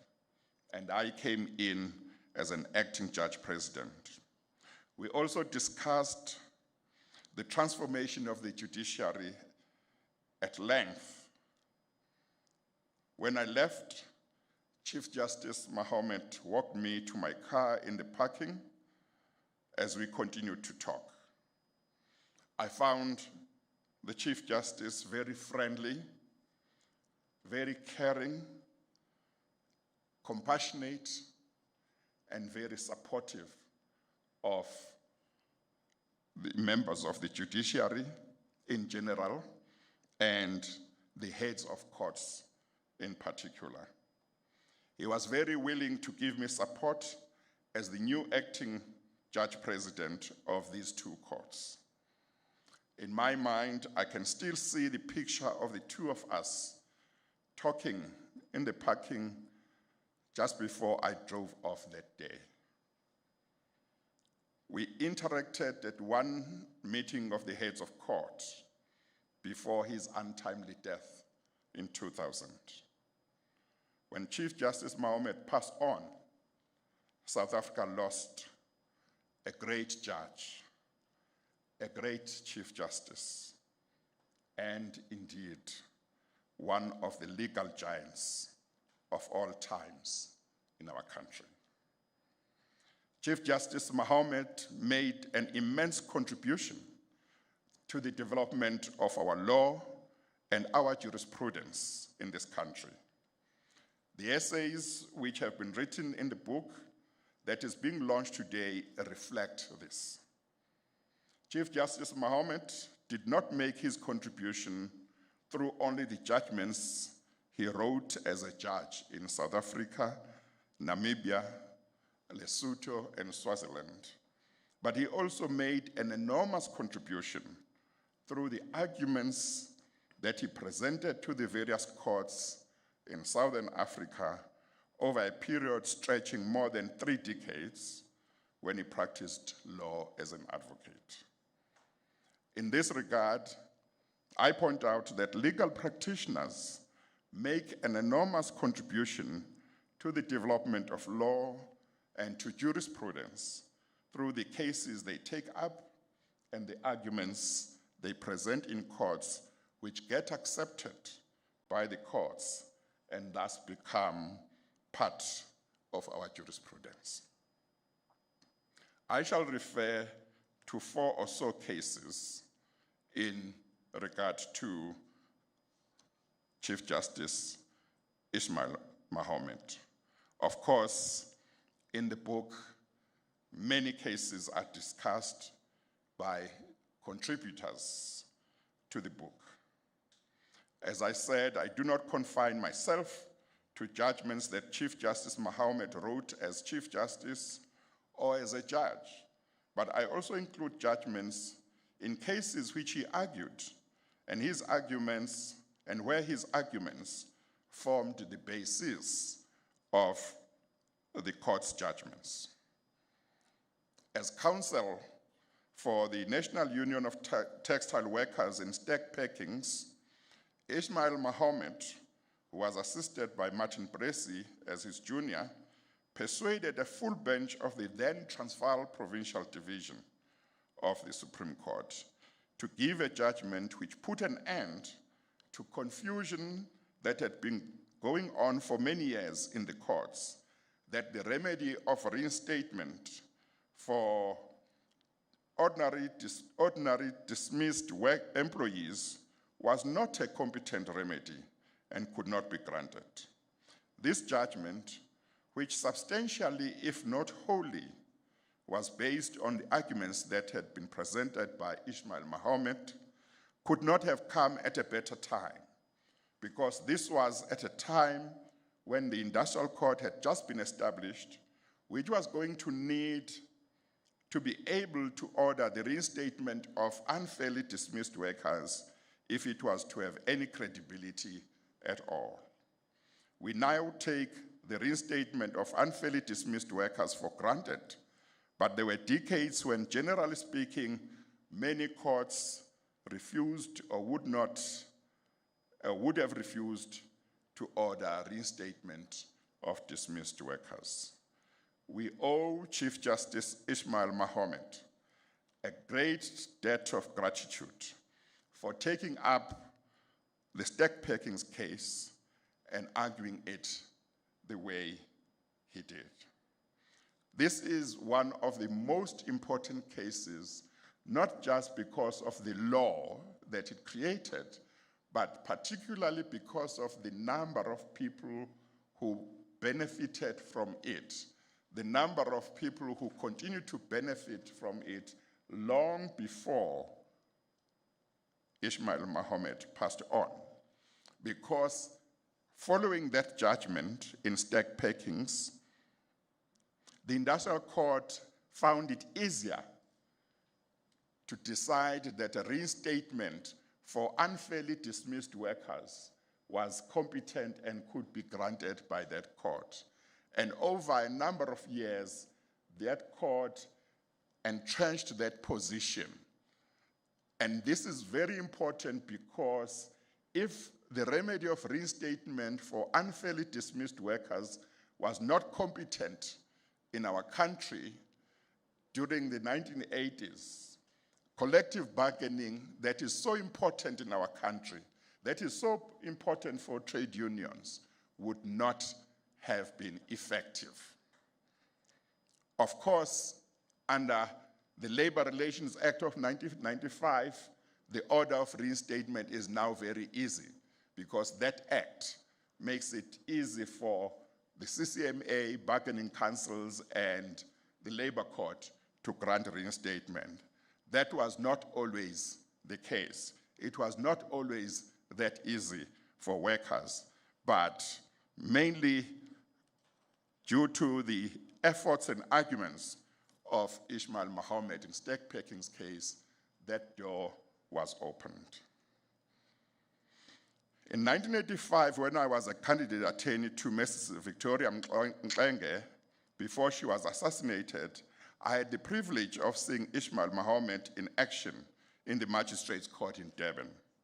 Mrs. Mxenge was one of the instructing attorneys in the treason trial that involved Mewaram Gobin, Archie Gumede, Paul David, and others, which ultimately took place in the Pietermaritzburg High Court. At the stage when I saw Ismail Mohammed in action, the accused had sought to apply for bail, but the Attorney General had issued a certificate under Section 31, read with subsection 2 of the Internal Security Act, whose provisions gave the Attorney General the power to effectively issue an order that an accused person arrested upon certain charges, such as treason, should not be released on bail or warning. This provision gave power to the Attorney General to effectively prevent a court from granting bail to an accused person, even if the court would have thought that that accused deserved to be released on bail. What was being contested in the Magistrates' Court when I saw Ismail Mohammed in action was whether or not the Attorney General's order under that section definitely prevented the court from granting bail, and if so, whether there were any circumstances under which it could grant bail, even if its discretion was curtailed. I did not watch the whole argument, but during the time when I was watching Ismail Mohammed presenting his argument, I could only marvel at the incisive mind that was reflected in his address to the court, the ease with which he referred to decided cases in different jurisdictions on the points he was arguing, the command of the English language. And indeed, I remember that while he was arguing at some point, he pulled one of Shakespeare's novels and quoted from it something that seemed to illustrate his point very convincingly. He lost in the Magistrates' Court, but won in an appeal that went to the full bench in the High Court on that point. There are two judgments written by Justice Mohammed to which I want to also refer. He wrote them while he was Deputy President of the Constitutional Court. It occurred to me maybe about an hour ago that, by the way, the position I occupy, except for the change in the title, was once occupied by this great legal giant, Chief Justice Ismail Mohammed. The one judgment is in Mhlungu in the Constitutional Court. The aspect to which I want to refer seems to me to reflect something that goes to judicial accountability. The question that the Constitutional Court had to answer in that case related to the meaning of Section 241(8) of the Interim Constitution. Kendrick AJ and Mohammed DP adopted approaches to interpretation that led them to conflicting outcomes. What is important for present purposes about Justice Mohammed's judgment is how he candidly and frankly engaged with each and every one of Kendrick AJ's arguments in reaching his conclusion, giving him credit where Kendrick AJ's argument created some difficulty for him, and reflecting on the soundness of his reasoning to see whether he could justify his ultimate conclusion. This is something that some of us who are judges who sit in appeals do not always do. Sometimes one reads a majority judgment which fails to engage with the reasons of the minority judgment. It is important that where in a court there are conflicting judgments, a minority judgment and a majority judgment, each judgment should engage very meaningfully with the reasons given by the judgment with which he or she does not agree. This is important not only because the litigants are entitled to know why you don't agree with a particular judgment, they also need to know what your argument is in regard to certain points raised by your colleagues. Because if you do not engage with the reasons given by your colleagues who don't agree with you, this may give rise to a perception that you as a judge decided what outcome you want and you didn't care about engaging the reasons of other colleagues. And that is something very important for judicial accountability. It is important that when the public, when the litigants and other judges read your judgment, if you do not agree with a colleague, they can see that you took the trouble to engage in the reasons. And you can do so in a manner that is not hostile, but that is important for judicial accountability. Otherwise, we can get to a situation where people believe that you know what the outcome is that you want, and you don't have an answer for certain arguments presented by your colleagues who don't agree with you, but you go ahead anyway. You don't change your view, even though you have no answer for their arguments, because you want a certain outcome, and maybe because you have got numbers on your side, you don't care about the reasons given by your colleagues. This is important for judicial accountability. When one reads Justice Mohammed's judgment in Mhlungu, throughout one can see the intellectual honesty where he gives Kendrick AJ credit for certain arguments that he says do have a certain amount of merit and deals with them properly and explains how he gets over them and reaches his conclusion. More and more of us should do that. The last judgment to which I want to refer is Justice Mohammed's Makwanyane judgment. I only want to refer to my favorite passage in that judgment, where he talks about South Africa's era under apartheid and the future that the interim constitution promised. And I refer to it and I like it because it tells us where we come from, and it tells us what we should be striving for that was promised by the Constitution. And he says, all constitutions seek to articulate with differing degrees of intensity and detail the shared aspirations of a nation, the values which bind its people and which discipline its government and its national institutions, the basic premises upon which judicial, legislative, and executive power is to be wielded, the constitutional limits and the conditions upon which that power is to be exercised, the national ethos which defines and regulates that exercise, and the moral and ethical direction which that nation has identified for its future. In some countries, the Constitution only formalizes in a legal instrument a historical consensus of values and aspirations evolved incrementally from a stable and unbroken past to accommodate the needs of the future. The South African Constitution is different. It retains from the past only what is defensible and represents a decisive break from a ringing rejection of that past of the past, which is disgracefully racist, authoritarian, insular, and repressive, and a vigorous identification of and commitment to a democratic, universalistic, caring, and aspirationally egalitarian ethos expressly articulated in the Constitution. The contrast between the past, which it repudiates, and the future to which it seeks to commit the nation is stark and dramatic, of quote. I refer to this because it is important on the occasion of the launch of this book of essays in honor of Chief Justice Ismail Mohammed, that we look at what kind of society our Constitution has promised all of us. Because Chief Justice Ismail Mohammed was deeply concerned about poverty in our country.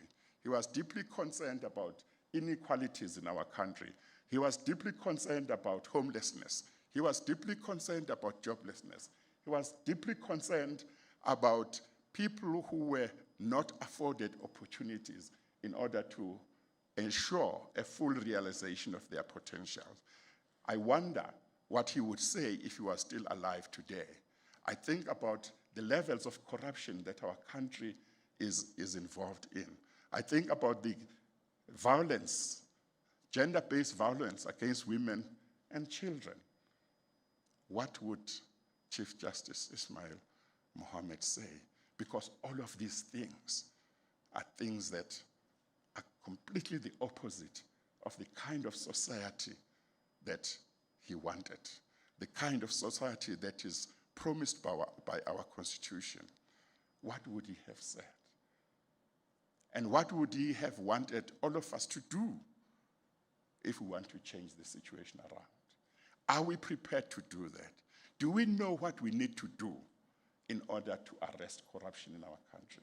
Do we know what we need to do in order to stop gender-based violence? Something needs to be done. I'm not sure that there is a clear plan that we as a nation have come together to put together in order to deal with these challenges. And I think on an occasion such as this, and when we reflect on the life of Chief Justice Ismail Mohammed, one of the things we should bother ourselves about is precisely what we need to do in order to ensure the realization of the kind of society that he wanted and the kind of society that our Constitution promises to all of us in this country. Thank you.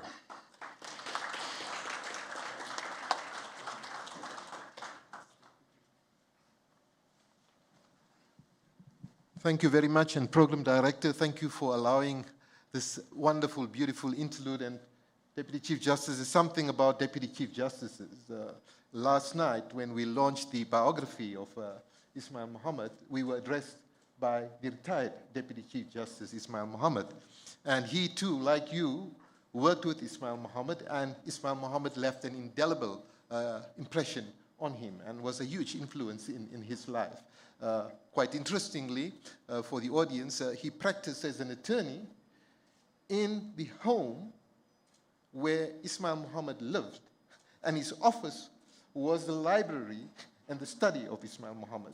So it would appear as if the walk to your vehicle at the time was symbolic of the fact that you are being anointed as the Deputy President of the Constitutional Court or the Deputy Chief Justice of this country.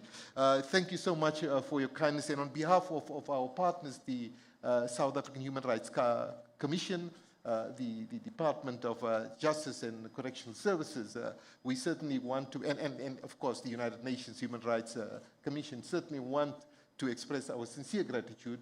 We're not going to detain you any further, but would like you to accept on our behalf a token of our gratitude. May I, Program Director, just advance to the Deputy Chief Justice to hand over on behalf of Project Justice a gift.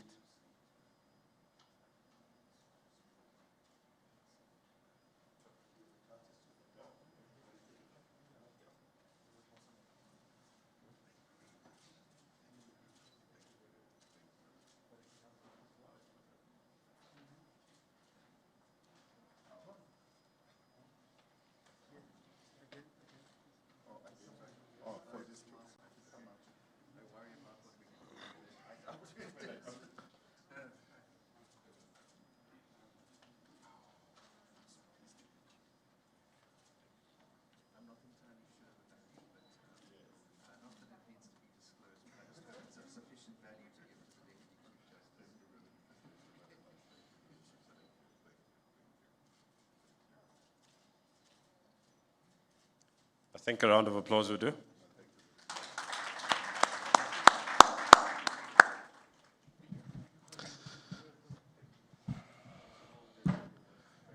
Again, I think it's an absolute pleasure to be in the presence of the Deputy Chief Justice Raymond Zondo this afternoon. Of course, we know that he's involved in very, very important work. I understand, I have it on good authority, that this morning when he was busy with another process that is very near and dear, I think, for many South Africans, he actually mentioned that he has a commitment here, and thank you for coming through. So just to inform you of what's going to happen next, the Minister will be joining us live right here, so he's literally minutes away. So I think that gives us the opportunity for everyone to rise as we listen to the national anthem. Thereafter, we will be reminded of what the South African Constitution aims to achieve, what it stands for, by listening to, I think, a beautiful rendition of the preamble of the Constitution. And thereafter, I will ask you, as I mentioned, the Minister is on his way. He's literally minutes away from here. If we can just take a very brief comfort break then at that stage. So I'll ask you to rise at this moment. Thank you.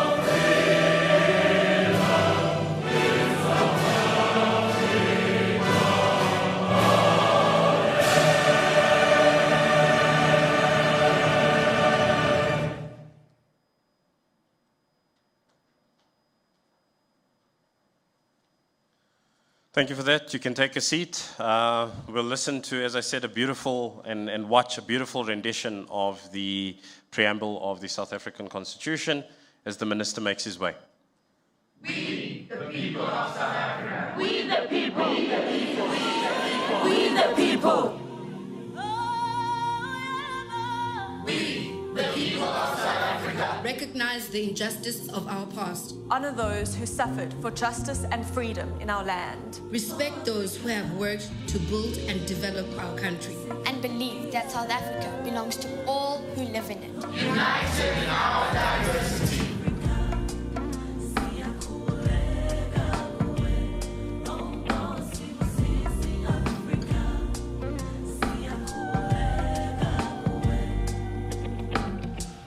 We therefore, who are freely elected representatives, adopt this Constitution as the supreme law of the Republic, so as to heal the divisions of the past and establish a society based on democratic values, social justice, and fundamental human rights.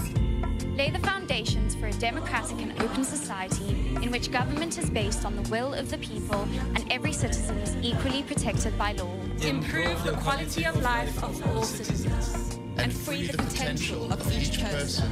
Build a united and democratic South Africa, able to take its rightful place as a sovereign state in the family of nations. Let me say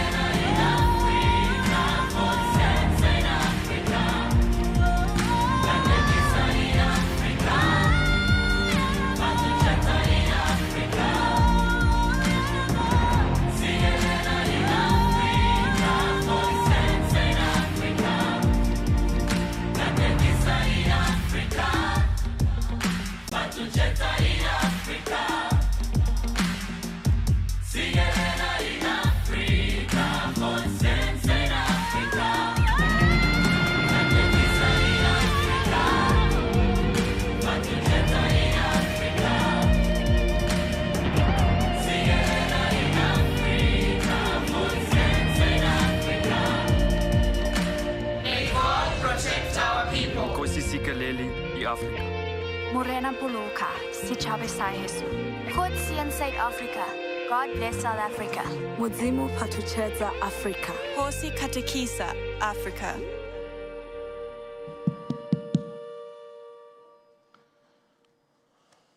I'm sure that that was a beautiful rendition. That's the Ndlovu Youth Choir.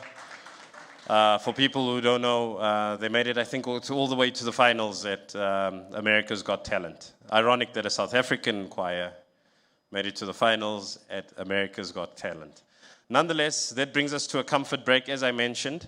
The minister is on his way. I will ask you to take no more than 5 minutes. There is tea and coffee if you exit through the door. You will see that there's another entrance over there. You just walk straight down. You can get yourself some tea, coffee, and refreshments. 5 minutes, please. Let's be back and seated, because we'll need to be seated when the minister walks in. Thank you so much.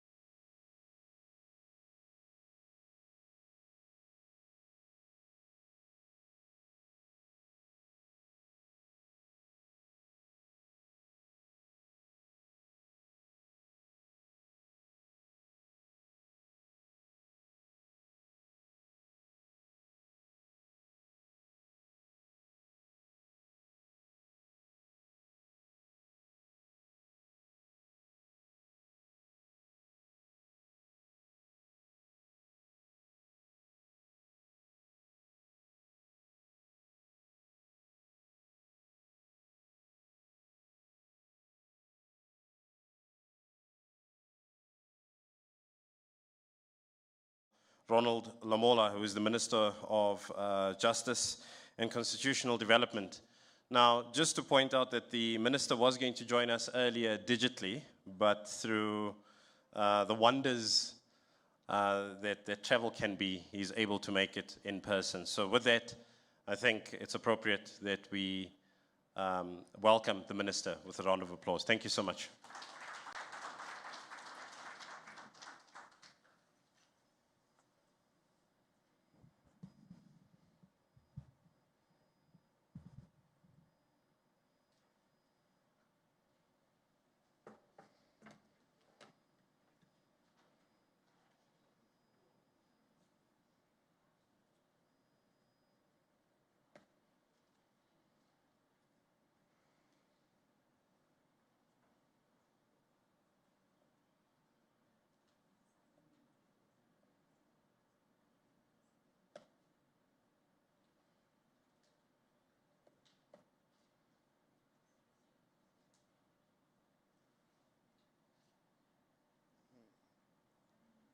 Where is Crispy?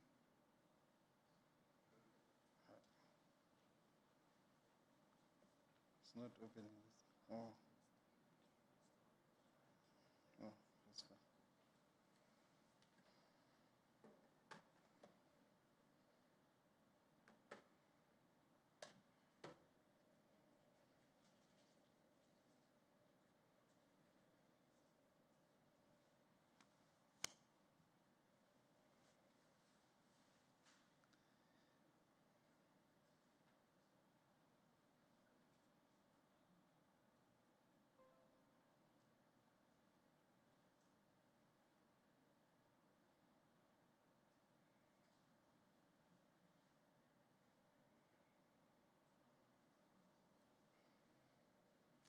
Yeah, thank you very much, Program Director. The Chairperson of the South African Human Rights Commission, Advocate Bongan Majola, the Deputy Chief Justice. I was watching him on the Zoom platform. I don't see him, maybe he has left.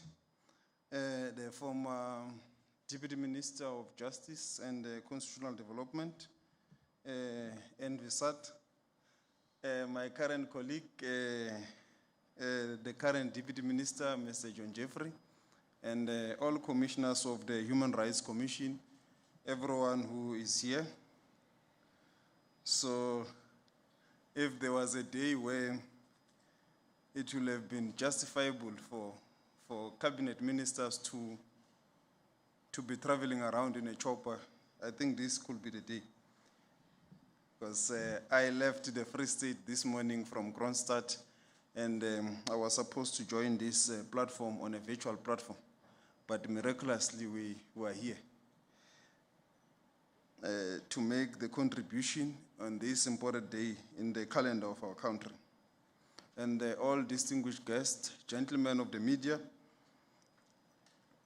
as I've said, came from the Free State, where the Department of Correctional Services was giving dignitary pets to learners in the area of Kronstadt.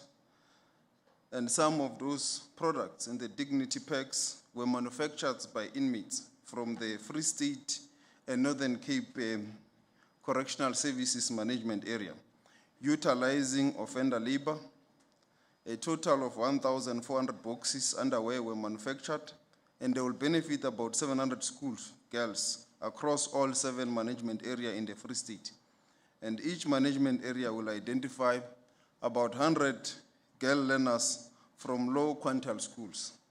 So the offenders and the prisoners or inmates are already contributing to restore to the dignity of the girl child. And this is in line with the message of the 16 days against gender-based violence to empower the girl's child. We are hoping that this program can expand across the country, and we continue to restore that dignity of the girl's child. The Constitution guarantees equality, including gender equality. Section 9(2) of the Constitution guarantees the full and equal enjoyment of all rights and freedoms by people of all genders. It further provides that legislative and other measures designed to protect or advance persons or categories of persons disadvantaged by unfair discrimination may be taken to promote the achievement of equality. This is not just a significant day on the international calendar for a country like ours, but also internally on our shores. This is a day of great significance because it marks as the day upon which our Constitution was formally signed. 25 years down the line, our constitutional democracy is not without its challenges. Building a constitutional democracy which is all-inclusive, transparent, and accountability to the people is no longer an ideal, but is now the fabric of our society. The people's mandate is clear. The ANC-led administration, government must address corruption head-on failing with its legacy will be reduced to historical reflections. As our democracy develops, it is becoming increasingly clear that we cannot live alongside corruption and lawlessness as a country. Just yesterday, the world at large celebrated International Anti-Corruption Day under the theme Recovery with Integrity. I mention this because in our context, some amongst us have understood fully well that corruption is an antithesis to the attainment of human rights. I've heard some of the speakers speaking about this. In fact, it is between the hallowed walls of the Constitutional Court where Chief Justice Arthur Chackalson said, corruption and maladministration are inconsistent with the rule of law and the fundamental values of our Constitution. They undermine the constitutional commitment to human dignity, the achievement of equality, and the advancement of human rights and freedoms. They are the antithesis of the open, accountable, democratic government required by the Constitution. If allowed to go unchecked and unpunished, they will pose a serious threat to our democratic state. Close quote. Ladies and gentlemen, to address corruption and maladministration, the sixth administration is seized with a number of interventions. In this regard, COVID-19, the frailties of our democracy were also exposed. Chief among those is some of the systematic weaknesses in our supply chain processes. COVID-19 has tested the resilience of our government system and institutions. With the global economy in recession, every cent counts. We cannot afford to have a single cent directed to the pockets of the corrupt. As a result, the Interministerial Committee on COVID-19 Procurement has concerned itself with the following: strengthening the role of law enforcement institutions as well as oversight and accountability mechanisms, ensuring that we promote social accountability, enhance the role of civil society, and ensuring that we are able to harness the benefits of technology and innovation to enhance transparency and openness. One of the things certain is that for the fight for human rights to be achieved at all costs, this will lead to a greater accountability and transparency in the country. However, the corrupt amongst us will refuse to be held accountable as expected in a constitutional democracy. They will go as far as attacking the judiciary, but we must not fear those who fear the corridors of justice. On the contrary, we must continue to rally behind the judiciary and rely on its wisdom during these difficult times. As a guardian angel sitting on top, ensuring that we implement the Constitution. As we commemorate Chief Justice Mohammed, we must draw on his advice, wherein he spoke of how we should approach the judiciary where there are disagreements, and I quote, "What they are entitled to and demand is that such criticism should be firm and informed, that it must be in good faith, that it does not impact upon the dignity or the bona fides, and above all, it does not impair the independency of the judiciary, because judges themselves will not be the only victims of such impairment." Close quote. Ladies and gentlemen, as a society, we must also reject inferences that come at the expense of the rule of law. We must begin to demand that those who make loose statements, spurious allegations, like state institutions are being used to target this or that individual, must produce evidence which corroborate their claims. Section 32 of the National Prosecution Authority Act makes it plain and simple that no person can hinder or obstruct and improperly interfere with the prosecuting authority to perform their duties. And Section 41 makes it clear that if one fails to observe Section 32, this is an offense which carries with it a sentence of 10 years imprisonment, amongst others. This says we must actually encourage those amongst us who have got evidence that the NPA or any law enforcement agency for that matter are not doing their job without fear, favor, or prejudice, and they are being improperly influenced. They must bring the evidence forward so that it must be dealt with on the merits on what is available. Because any spurious allegations and untested rumors undermines the rule of law. Ultimately, it is the NPA that is our last refugee when consciousness fades or simply blunted by all of us. It is the NPA that must ensure that money from the fiscus, which has been deliberately and criminally misdirected from service delivery projects to the select few, instead of the beneficiaries of our democracy, is recovered to the fullest. COVID-19 has really required us to test the resilience of our Constitution. For the first time in our democratic history, Section 36 of our Constitution was relied upon in a manner which had wide-reaching effects on the wide scale on each and everyone's life. The rationale of some of these limitations were best articulated by President Ramaphosa at the height of the lockdown when he said, "As a result of the measures we imposed and the sacrifices you have made, we have managed to slow the rate of infection and prevent our health facilities from being overwhelmed. We have used the time during the lockdown to build up an extensive public health response and prepare our health system for the anticipated surge of infections. So we had to ensure that whatever action is taken during this period, it can pass the limitation test in terms of Section 36 of the Constitution." In the Makwanyane, Chief Justice Chakalsin said that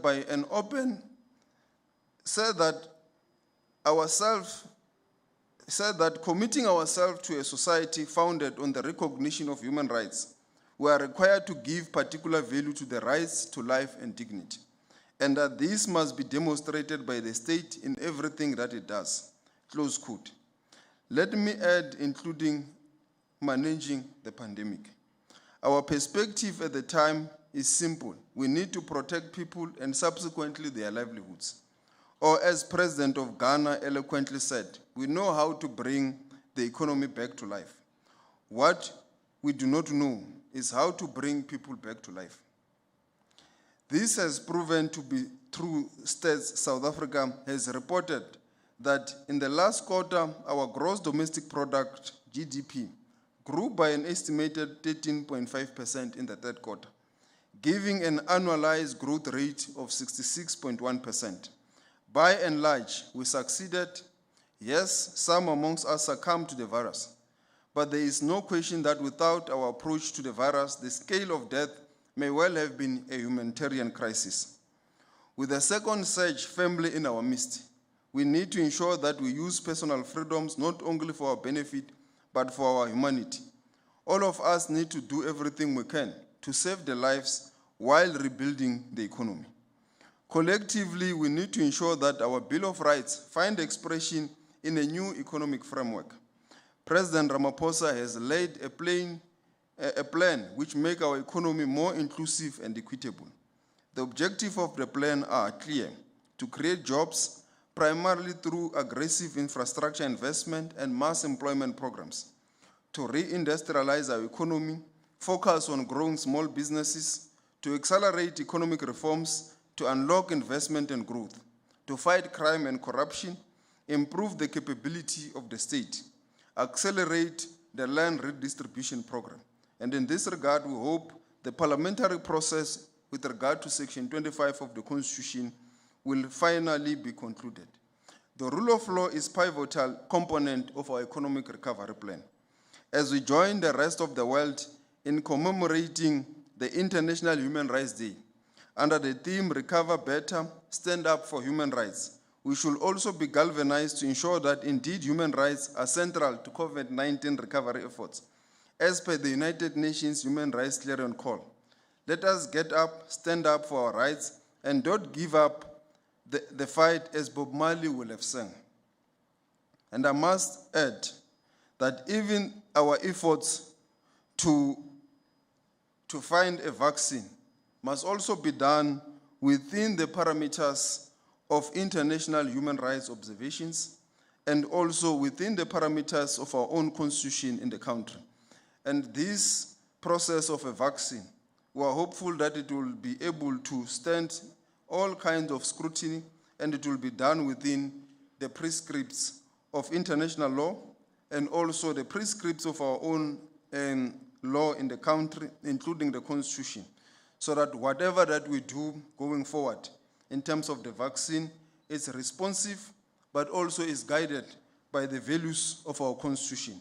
We want to thank the South African Human Rights Commission for affording us this opportunity and also for organizing this event. Let our human rights culture continue to flourish for the next future and for the next generations of our time. Thank you very much.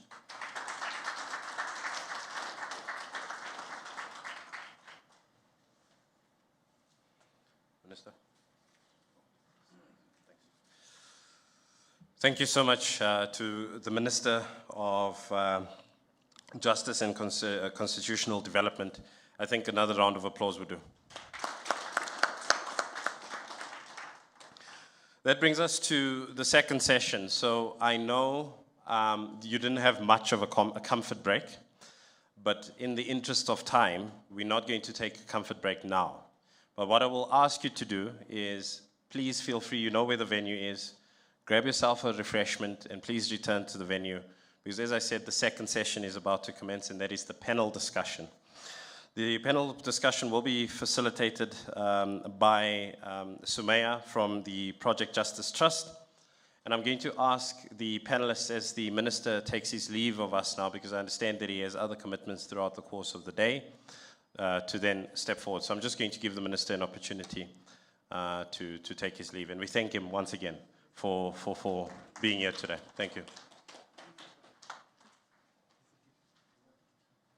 I understand that there's a gift being handed over, and I guess a photo op. I think that gives people an opportunity. If you want to grab refreshments, please go do so. Thank you.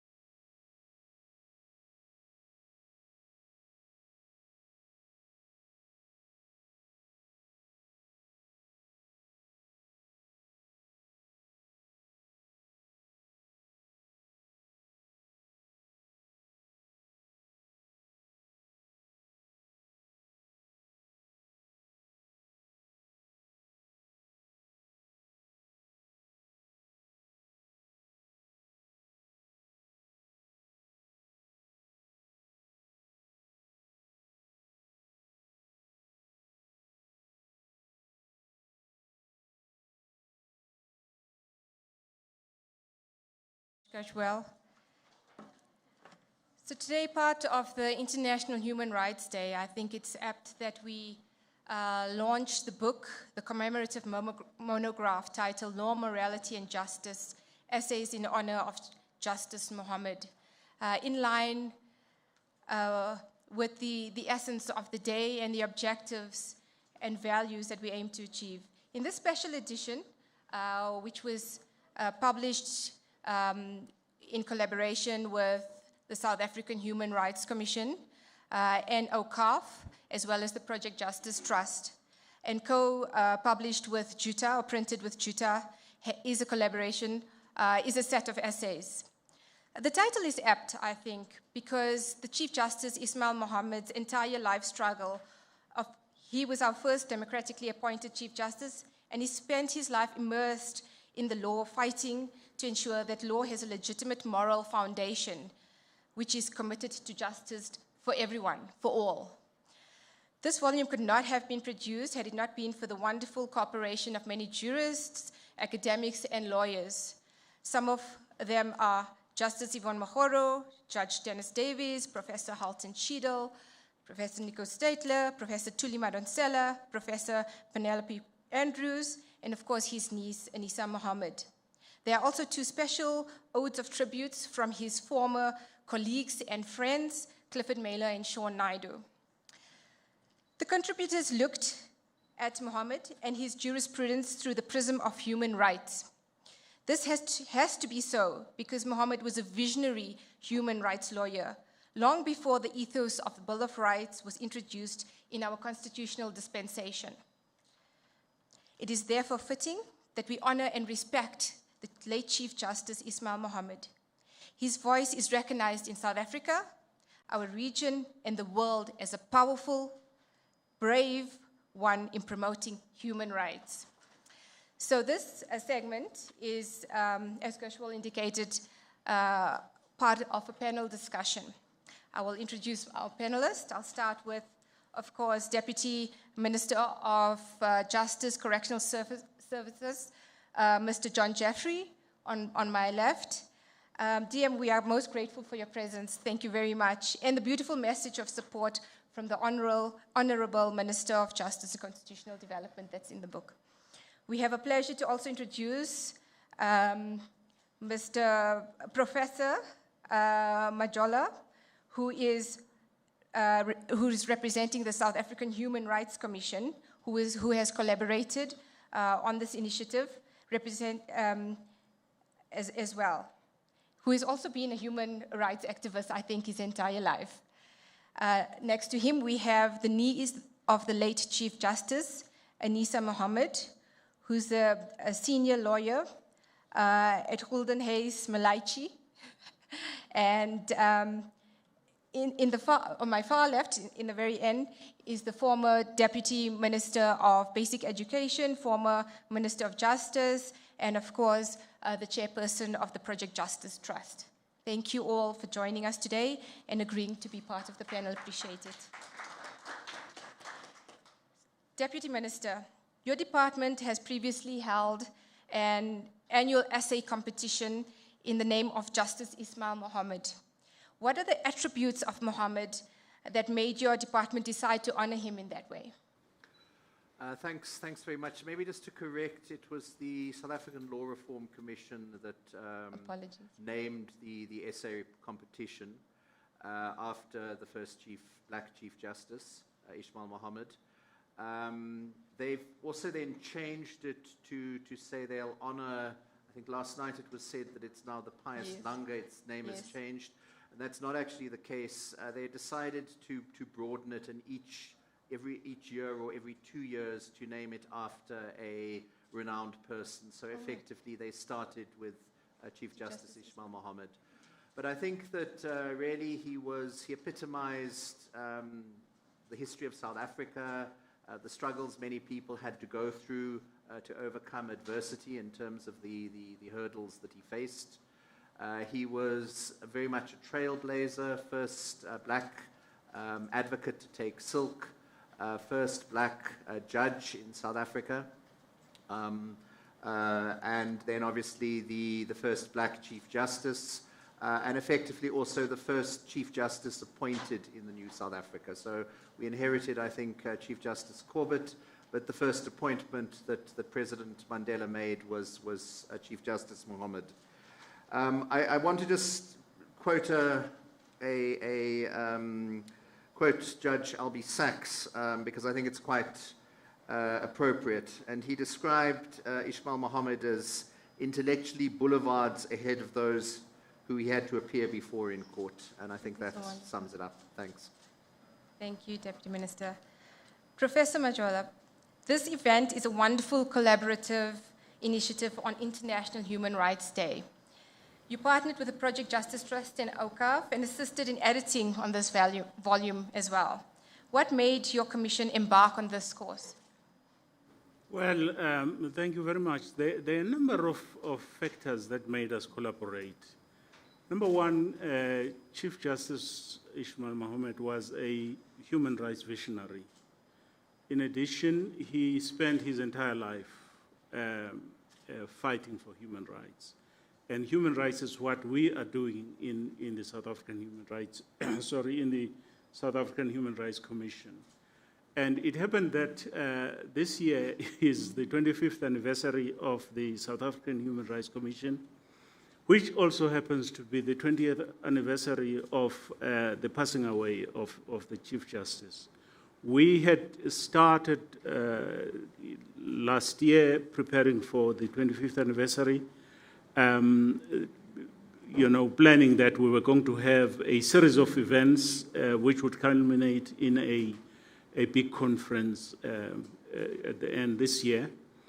But unfortunately, there was, or even before COVID-19, we then heard that there was going to be this commemoration of the Chief Justice. And we felt that we were attracted to it for the reasons I've already mentioned. Unfortunately, COVID-19 came into the picture, and we couldn't do many of the things that we wanted to do.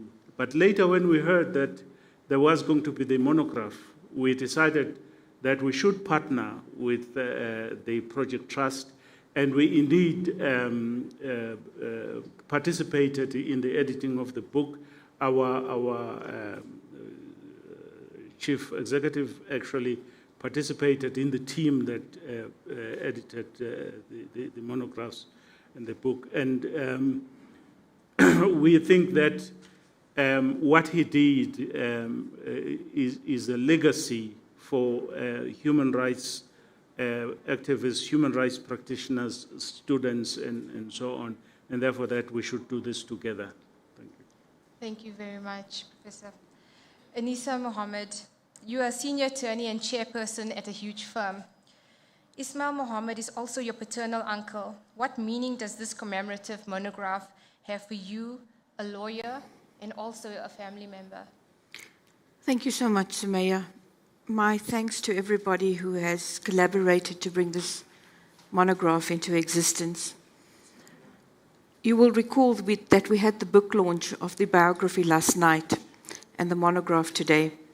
For me, what this does in two different environments is encapsulate the thinking of Ismail Mohammed on the one hand, but also gives a generational focus of where his jurisprudence lies today. So if I could elaborate on that.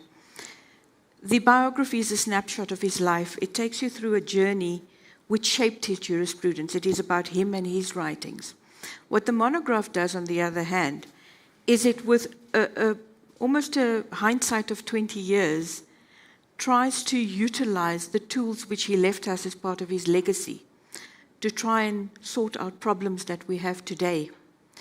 What Ismail Mohammed did when he tried to put into space his vision of human rights and the Constitution is to ensure the injustices of the past would not be visited upon us. And that's why he placed a caring state at the center of much of his thinking.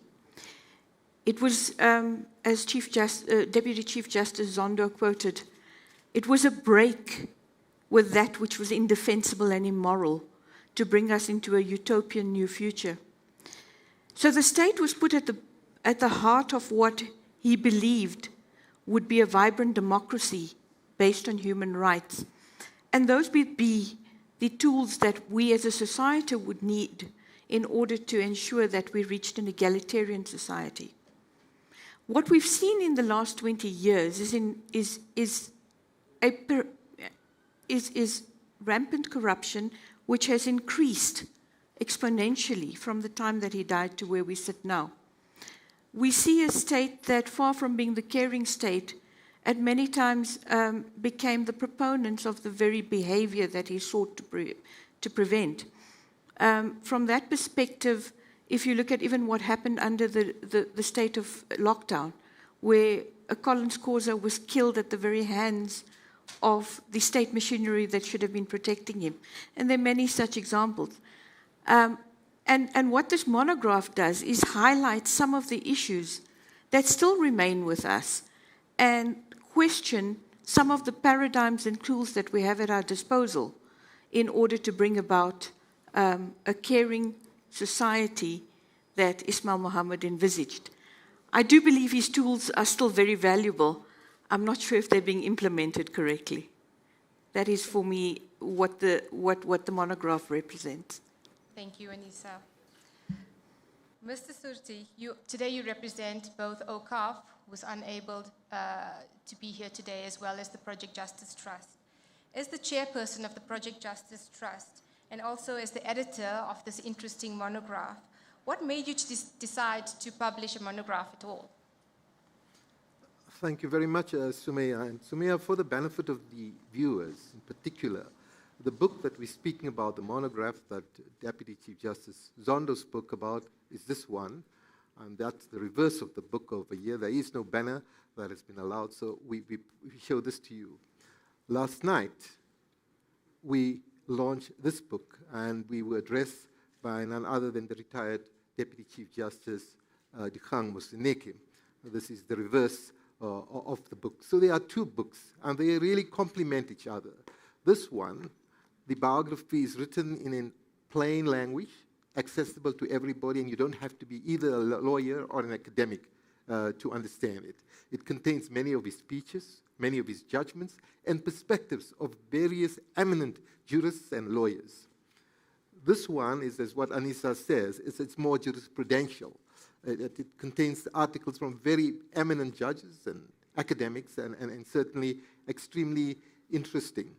What we had in mind was to do three things. One is to do the biography, which I've referred to. The second was to do a documentary on Ismail Mohammed, and that has progressed very, very well until COVID affected us, and we hope to launch that sometime next year. The third was to hold a colloquium where many of the participants or presenters of this particular book were going to be addressing or speaking about Ismail Mohammed and his contribution to human rights and our democracy. Because it became difficult to do so in the October month because COVID was upon us, we decided in the interest and well-being of everybody to postpone the event to a time next year, a convenient time next year. We're already on the second wave. And we approached the presenters to say, look, this is the 20th commemorative year of Ismail Mohammed. Human Rights Commission is celebrating its 25th year. Justice is celebrating 25 years of the adoption of the Constitution and 20 years of Ismail Mohammed. Can we do something to give prominence to this personality, the first Black Chief Justice? Quite incredibly, all the presenters were happy to contribute, and we certainly are humbled by their willingness to do so. And in as much, this is what I mentioned yesterday, every single jurist and academic that we approached was willing to participate without being persuaded to do so. And their perspectives forms the spine of both these books.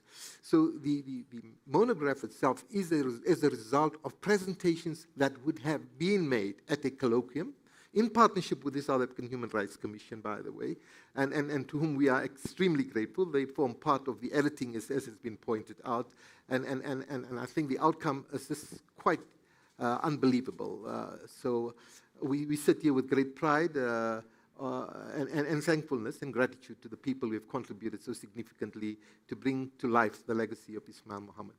Thank you. Thank you, Mr. Surte. Deputy Minister Jeffrey, what is it that made Ismail Mohammed so special and stand out in your opinion? Look, that's a broad question. One would probably need quite a lot of time to answer it, but I think, as I'd raised earlier, the fact that he had coped with adversity to get where he got. I think his achievements were legend in terms of well thought through, well written judgments. Probably one of the most famous being the Makwanyana judgment, which abolished the death penalty. And I think that judgment's also a lesson for us in that, you know, you see it particularly more with social media now, of everybody having an opinion and populist views expressed.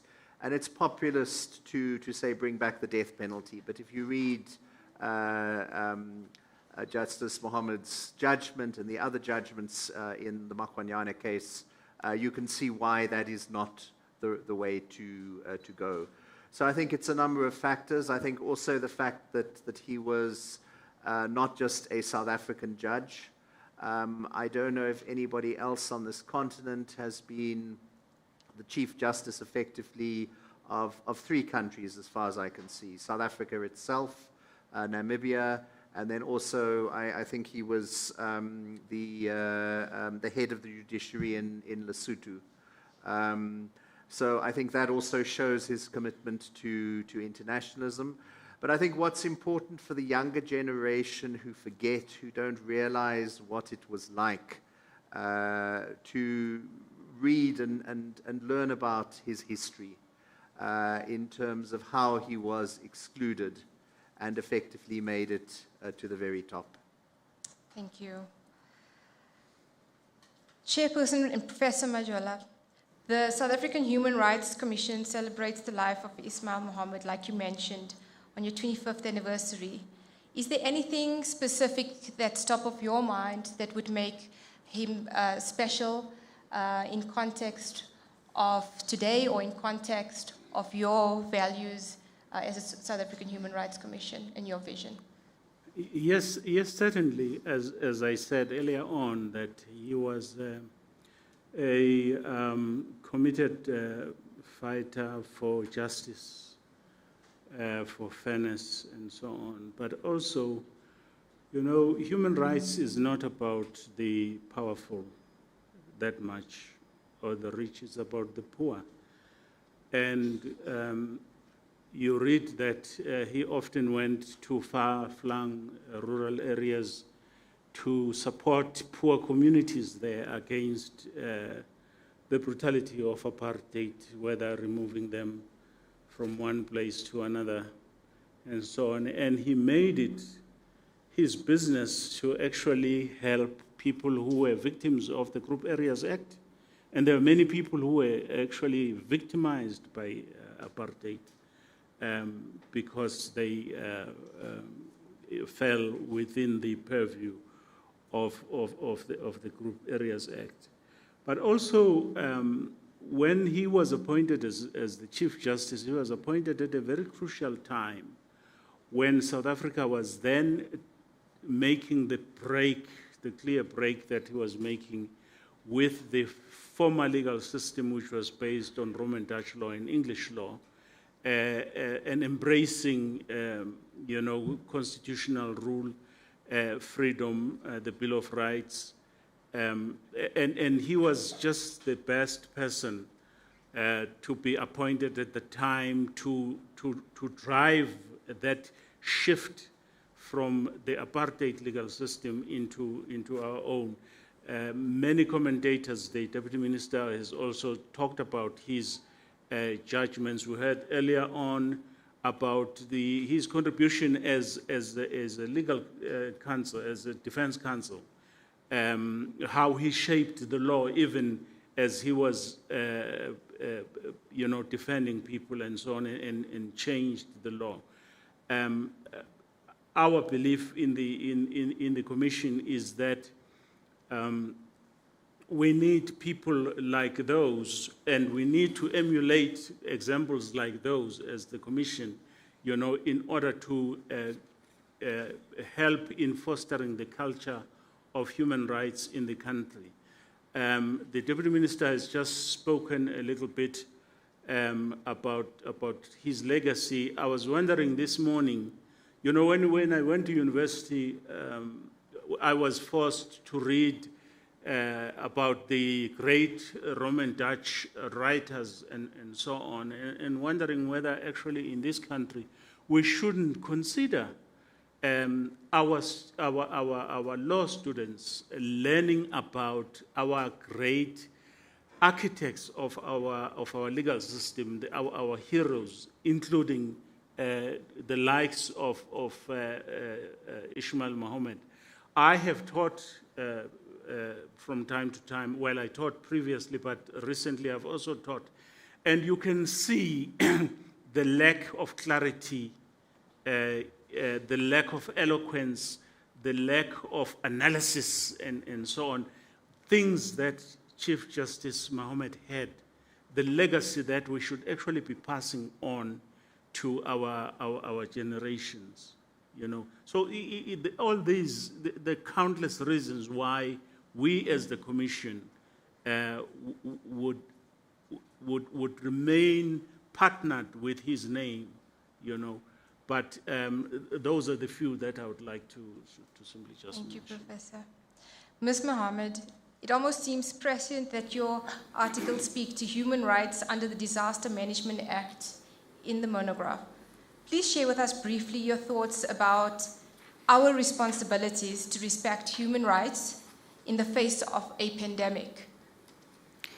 Thank you, Sumaya. I think, as many people would say, the pandemic has led many people to assess and reassess their outlook on life.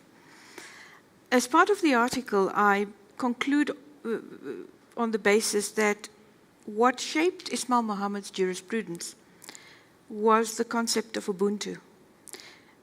Last night, Justice Moseneke referred to Ismail Mohammed as a true African.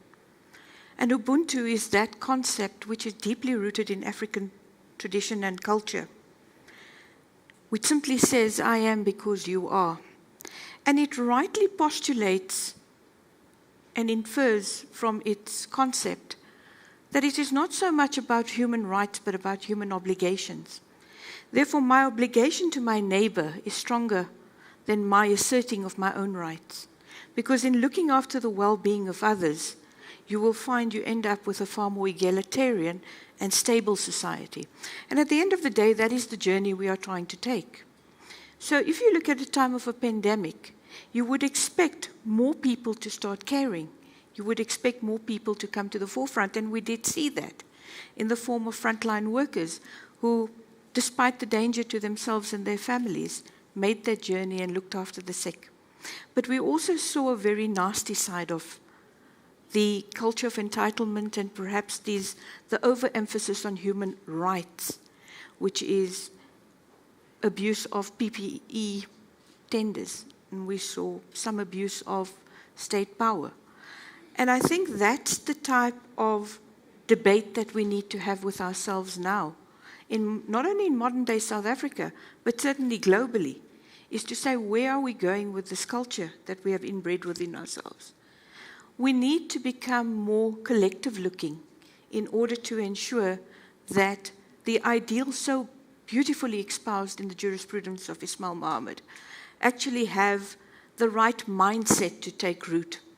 You see, we've put up a lot of institutions, and I'm mindful of the fact that they are necessary. But until we don't change the psychology of people to understand what their obligations are, the institutions are going to be, to a large extent, perhaps less effective than we hope them to be. Because if your mindset is right, no person entrusted with a position of power or trust is going to abuse that by being corrupt, by not ensuring that the mandate which they are given is properly executed. And I think it is fundamental that we start that discourse and we put into place those channels that may be necessary to find a changing mindset within our society. Thank you.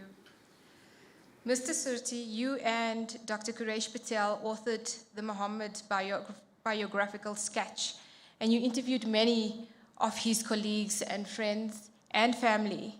What, in their opinion, encapsulates or stands out specifically? And I know we've heard so much from all the other panelists.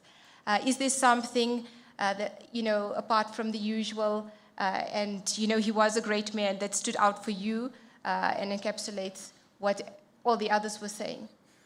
Thank you very much, Sumaya. It was an incredible journey for Dr. Quresh Patel and myself as co-authors of the biography and editors of the biography, as well as editors with the South African Human Rights Commission of the monograph.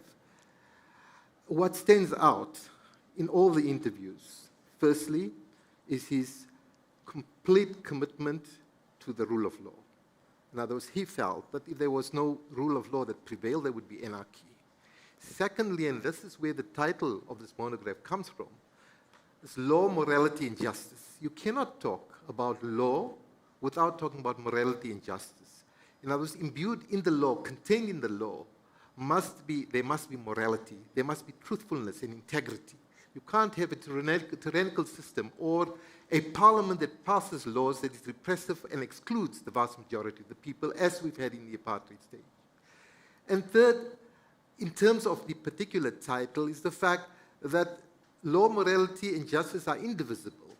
Because you cannot talk about law if the outcome of law is not the achievement of justice. In other words, justice has to be fundamental to the law. And when Muhammad spoke about justice, he didn't speak about procedural justice only, which was certainly something that was dear and near to his heart.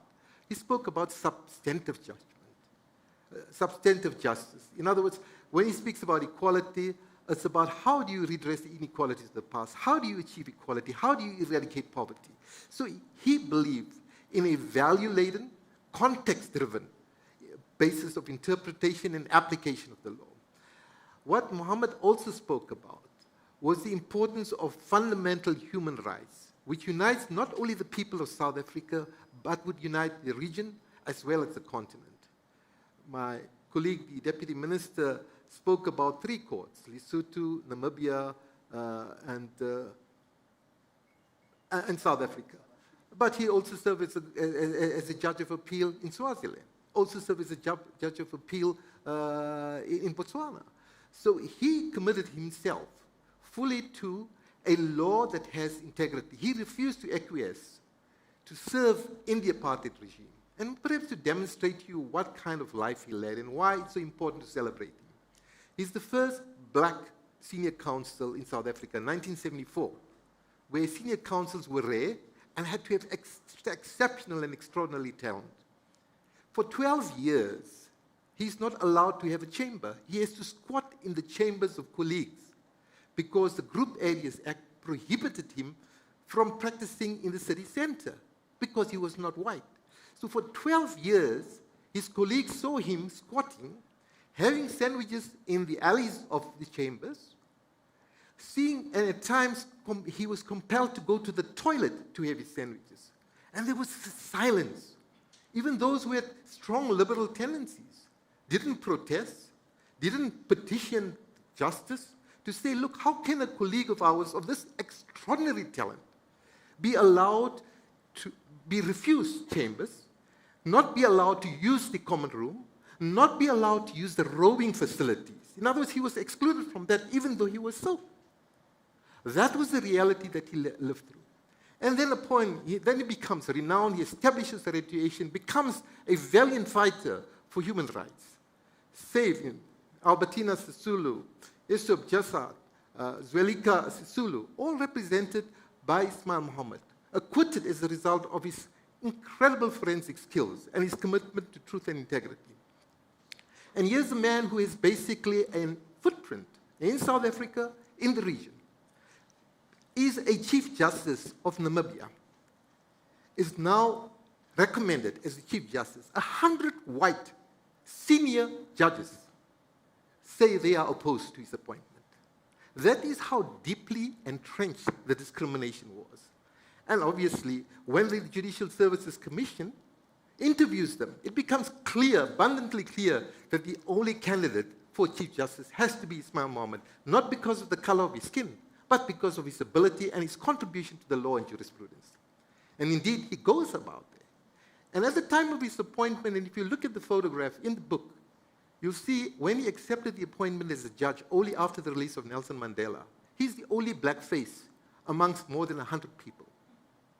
When he's appointed as Chief Justice, he's the only black face amongst all those in the Supreme Court of Appeal. And he has to transform that. And what do we have today is a changed reality where judges' presidents are black, where women are now on the bench, where it's not only pale and male faces. And that was a commitment because when he was appointed as Chief Justice, he did something quite extraordinary. The Constitution says that you have to appoint on the basis of suitability of a candidate, which means that he or she must be competent to do the job, must have the relevant experience, but also on the basis of representativity. The reality is that more than 95% of the legal profession at that time was white. Hardly 5% were counsels were black. So what he did is he introduced an element which still holds today in the criteria of the Judicial Services Commission, that not only must you have experience and ability, but those who have the potential to serve justice, who have the potential ability, should be considered. Therefore, we have Lex Empati, and the biography speaks about it, approached by Ismail Mohammed to serve on the Supreme Court of Appeal, and then becomes the president of the Supreme Court of Appeal and serves with distinction. And you can talk about the Deputy Chief Justice, Deputy President Mojapelo. We write about him and his interview to say that he was approached by Ismail Mohammed to say, look, you have served in the Judicial Services Commission, but you have to serve in the judiciary, otherwise we would not be able to transform it. So he handpicked people who had the ability. And that is the remarkable legacy of Ismail Mohammed, that he brought about representativity and created a diverse spectrum within the judiciary. I just want to make 3 other quick points, and I'll just summarize on that. His eloquence was unmatched. He had the perfect oratory skills and the forensic skills to be a good lawyer and a good jurist. Third, his commitment to human rights is unmatched. He brought about the notion of human rights in his arguments long before we weren't even approaching a democracy. In other words, he spoke about international law. He spoke about human rights as a Chief Justice in Namibia. And in fact, that influenced and shaped the ethos of the society we live in. And lastly, he believed that it is not Parliament that is supreme, but the Constitution that is supreme. And the Constitution must be based on an ethos that is committed to non-racialism, non-sexism, unity, and democracy. Those were his fundamental beliefs, and at least he was able to live them and able to execute them as a Chief Justice in his country. And we were indeed very, very proud, Dr. Patel and I, to be part of this wonderful process of bringing about this change. And we've dedicated the book, by the way, Program Director, to the Mohammed family, because they provided the support. You've got Anissa out here, you've got Firoz, you've got Faisal, you've got the sisters. They were just incredible in ensuring that we bring to life the story of this incredible legend. Thank you very much, and sorry for being so long. Surti. We'll now give each panelist an opportunity to make closing remarks very quickly, a few seconds each. Deputy Minister. Look, I think thanks very much to everybody who organized this event. It is important that we remember and commemorate important people in South Africa who have made an incredible contribution to our democracy. I think it's important because we can also learn from their lives, and as I think I'd mentioned earlier, the extent of the adversity that Ismail Mohammed had to face and could still make it to the top. And it's what happened to him and what he had to live through is also very symbolic of our history, the whole history of exclusion, as has been mentioned, I think, by Envasuti earlier. So I think that is what is important. So we need to do more events like this. We need to read more. We need to remember more, because in doing so, we will become better people and we'll build a better country. Thank you, Deputy Minister. And on that note, just to communicate that this is a non-for-profit project. So I agree, we do need more of this, and the profits would go into initiatives exactly like this one from book sales. Professor Majola, your closing remarks. Well, first of all, I'd really like to thank the chairperson of the Project Trust for having approached us and made us part of this. We're really honored that you roped us in. But it has proved to be such a good project that looking forward, I see synergies going forward. But I would also like to thank the Department of Justice, to thank the Office of the High Commissioner for Human Rights, HURISA, and all the other partners that have come together. When the representative of the High Commissioner spoke, she said COVID-19 is a call for reflection, that perhaps this should not just be the end here. It should actually be a project that we carry forward and reflect on what do we do as civil society, what do we do as the National Human Rights Institution, what do we do as the Project Trust, what do we do as the Foundation for Human Rights, and so on, in order to fix the ailing human rights situation in this country. Government has been running away, for 25 years. They build 4 million houses and then they stop. They give water to some communities and then they stop. And we find communities that have got no water, no flushing toilets, no nothing, and so on. The progressive realization is not taking place. But if we all come together and we create a project in terms of which all of us come in and we reflect on how do we go forward, how do we emerge from COVID-19 with a better human rights history, with a better country, I think that we will have actually done a great deal. Thank you, Professor. Ms. Mohammed, your closing remarks. Thank you very much. I would like to, first of all, say to everyone here, thank you so much for being a part of honoring the legacy of Chief Justice Mohammed. From a Mohammed family perspective, I believe that the dedication and absolute wholehearted support we've received from everybody in getting this book off the ground, to Uncle Anver and Dr. Q for spending tireless hours researching and writing, all the other inputs from the OCAR for providing the logistics and financial support, the Human Rights Commission for partnering and in, excuse me, keeping the legacy alive.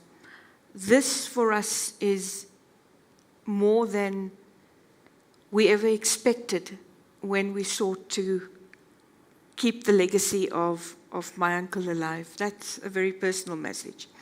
But from a more structured and future-looking concern that I have is exactly what has been echoed by many of the panelists and many of the speakers, is that we should not lose sight of his vision more than just his legacy, because his vision showed us how this society needed to be transformed for the betterment of humanity as a whole.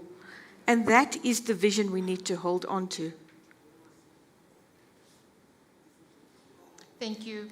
Thank you.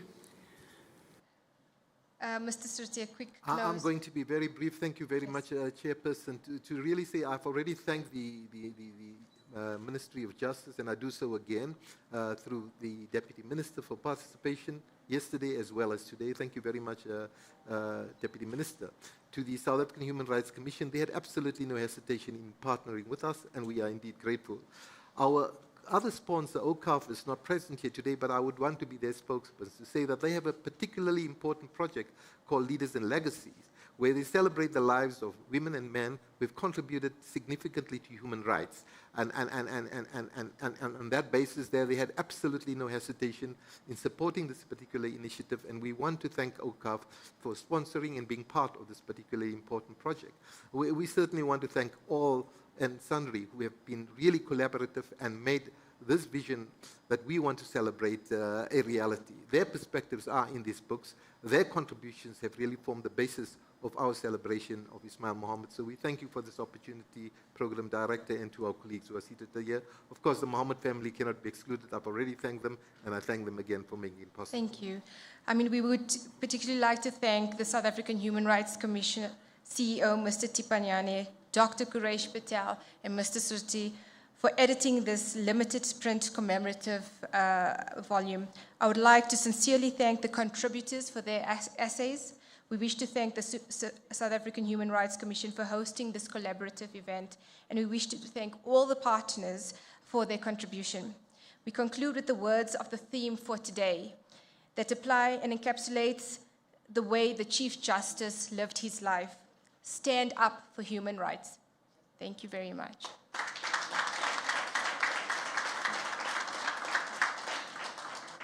Thank you. Thank you, everyone. It was a long but engaging day. I'm sure you would agree with me on that one. There's just one or two more things that we are doing. And thank you again, once again, to our panelists. I think another round of applause would do as they make their leave. We've reached the, let's call it the end of the program. Of course, up next, what's going to happen is there's going to be a symbolic handover of the books to the Department of Basic Education. And I'm going to ask Commissioner Mohammed Amir Mia to step forward for that. And then once we have done that, I understand that there's an official from the Department of Basic Education, if you would mind stepping forward in the interim for the handover. And then Commissioner Nissen will take us through the vote of thanks. That's Commissioner Chris Nissen from the South African Human Rights Commission. He'll give us the vote of thanks.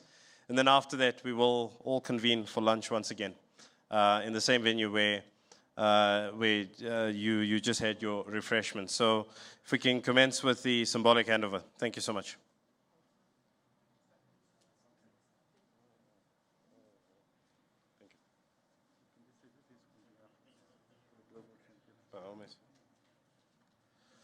So this is on behalf of, if you're not aware, the South African Human Rights Commission was one of the partners in obviously assisting and making sure that the National Schools Moot Court competition took place last year. South Africa did very well, went over to the international competition and actually won that competition. So this is on behalf of those young champions that participated in the National Moot Court National Schools Moot Court competition, as well as the global championships. Thank you. Okay, with that, I hand over to you, Commissioner Nissen. Thank you so much. Yeah. Sorry, colleagues, can we please take our seats?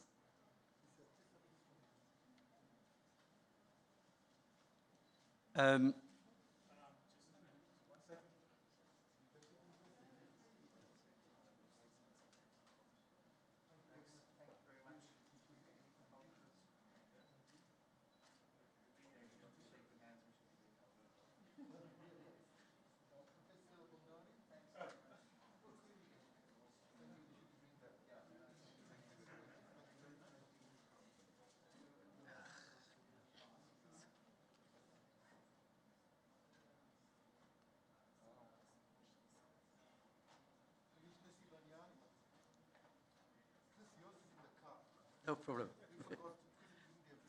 No problem. Can you be quick, please? Otherwise, sorry? After. Let me think, otherwise people are going to move away. Yeah, please.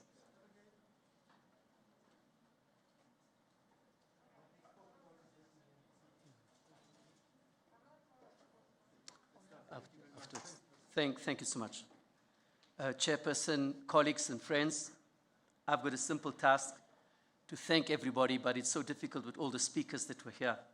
But I think on behalf of the Human Rights Commission, the first people we want to thank are those complainants that brought complaints to us over the 25 years, that helped us to expose the human rights violations. We also want to thank our stakeholders, both civil society and in the public domain. But more importantly, are those women and men throughout the country, in rural areas, in cities, in informal settlements, that entrust the Human Rights Commission with restoring their dignity and fighting for their rights and making sure that nobody gets away with human rights violations. We want to thank them because without them, we will not be the South African Human Rights Commission. We want to thank the media. The media has always been, and in the last few years, we've seen an unprecedented support from the media, but a support not without criticism. And we thank them and we ask the media to always keep us on our toes. The Commission is not above criticism, and so we need to, from time to time, to be reminded of our mandate, which is threefold: promotion, protection, and monitoring and creating a human rights culture within the South African context. Our partners today's event, the Department of Justice, Project Justice Trust, the South African Human Rights Commission, the High Commission on Human Rights, and ACWA, that's not here today. We want to thank them for the role that they've played today in making this day a success. We want to particular our speakers, those who are on the panel, the message of support, and the minister in his absence. Want to thank all of you. Thank you for the wonderful contribution that you have made today, particularly some of those, as the Commission will go and reflect upon, particularly from civil society, in terms of reminding us of our role and even criticizing us.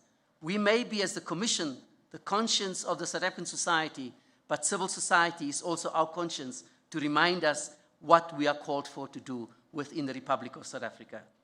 So thank you to our speakers. To our translators, thank you so much. Thank you that you have been here and the calling that you have in terms of the speech and hearing impaired. Thank you so much for today.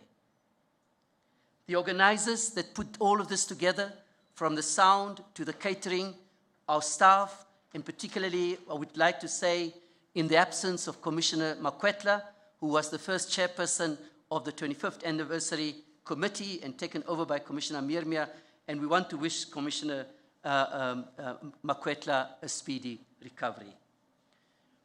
We'd like to thank our Deputy Minister, who's always been a pillar of support and strength to us in the Commission as our relationship manager with the Department of Justice. I'd like to thank you, and particularly would like to thank you because we're just beginning to enter the second year of the National Preventive Mechanism that have made many, many strides. Thank you also. I mean, there was a lot of challenges around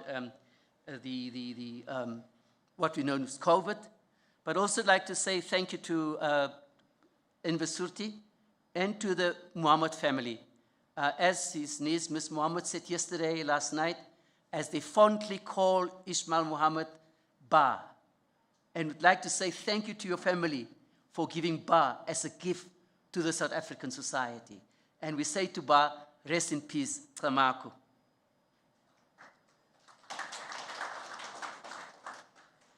Colleagues, thank you to you as the audience that have made this possible, both digitally and present here today.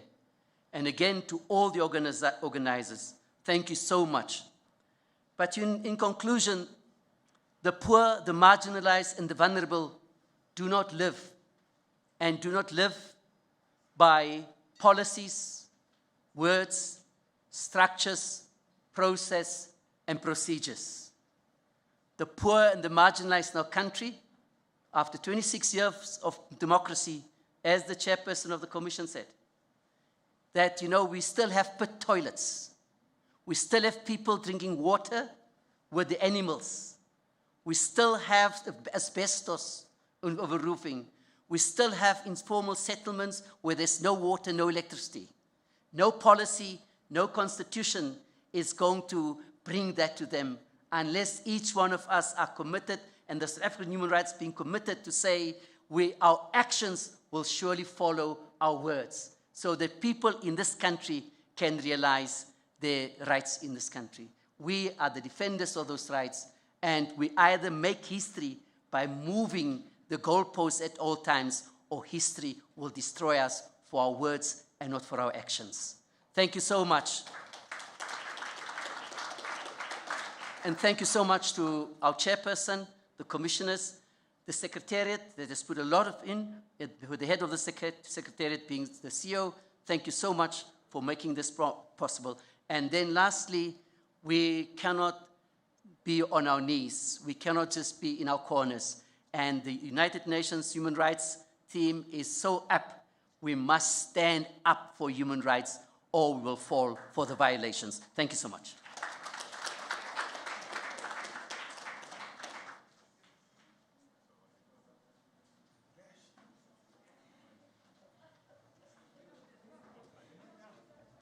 Okay, everyone, with that, we just, Joyce, if you can just join me up front for, we have just a couple of gifts to hand out for all the speakers, and I promise you then you can go for your lunch. I'm just grabbing a copy of the program so I can call them to the front. Thanks.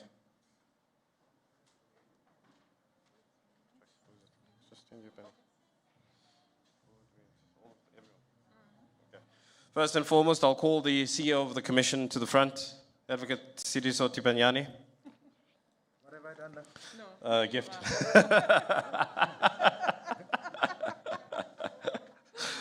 And with that, Ms. Abigail Noko. Thank you. You can give a round of applause, eh?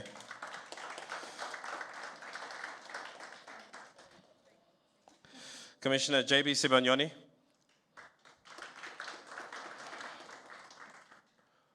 I'm not sure if she's still here, Ms. Colette Letlojani. She was sitting behind the camera, that's why I didn't see her. Mr. Gilbert Sebihogo.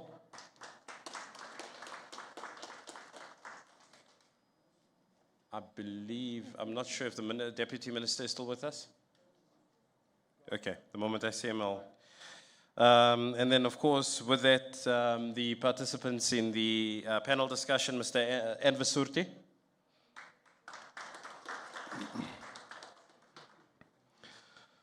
Ms. Anisa Mohammed.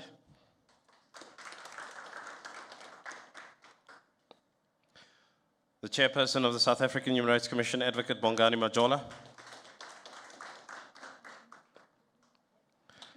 And of course, Sumaya for aptly facilitating the panel discussion. Thank you so much. Last but not least, Commissioner Chris Nissen for his closing remarks. Thank you so much.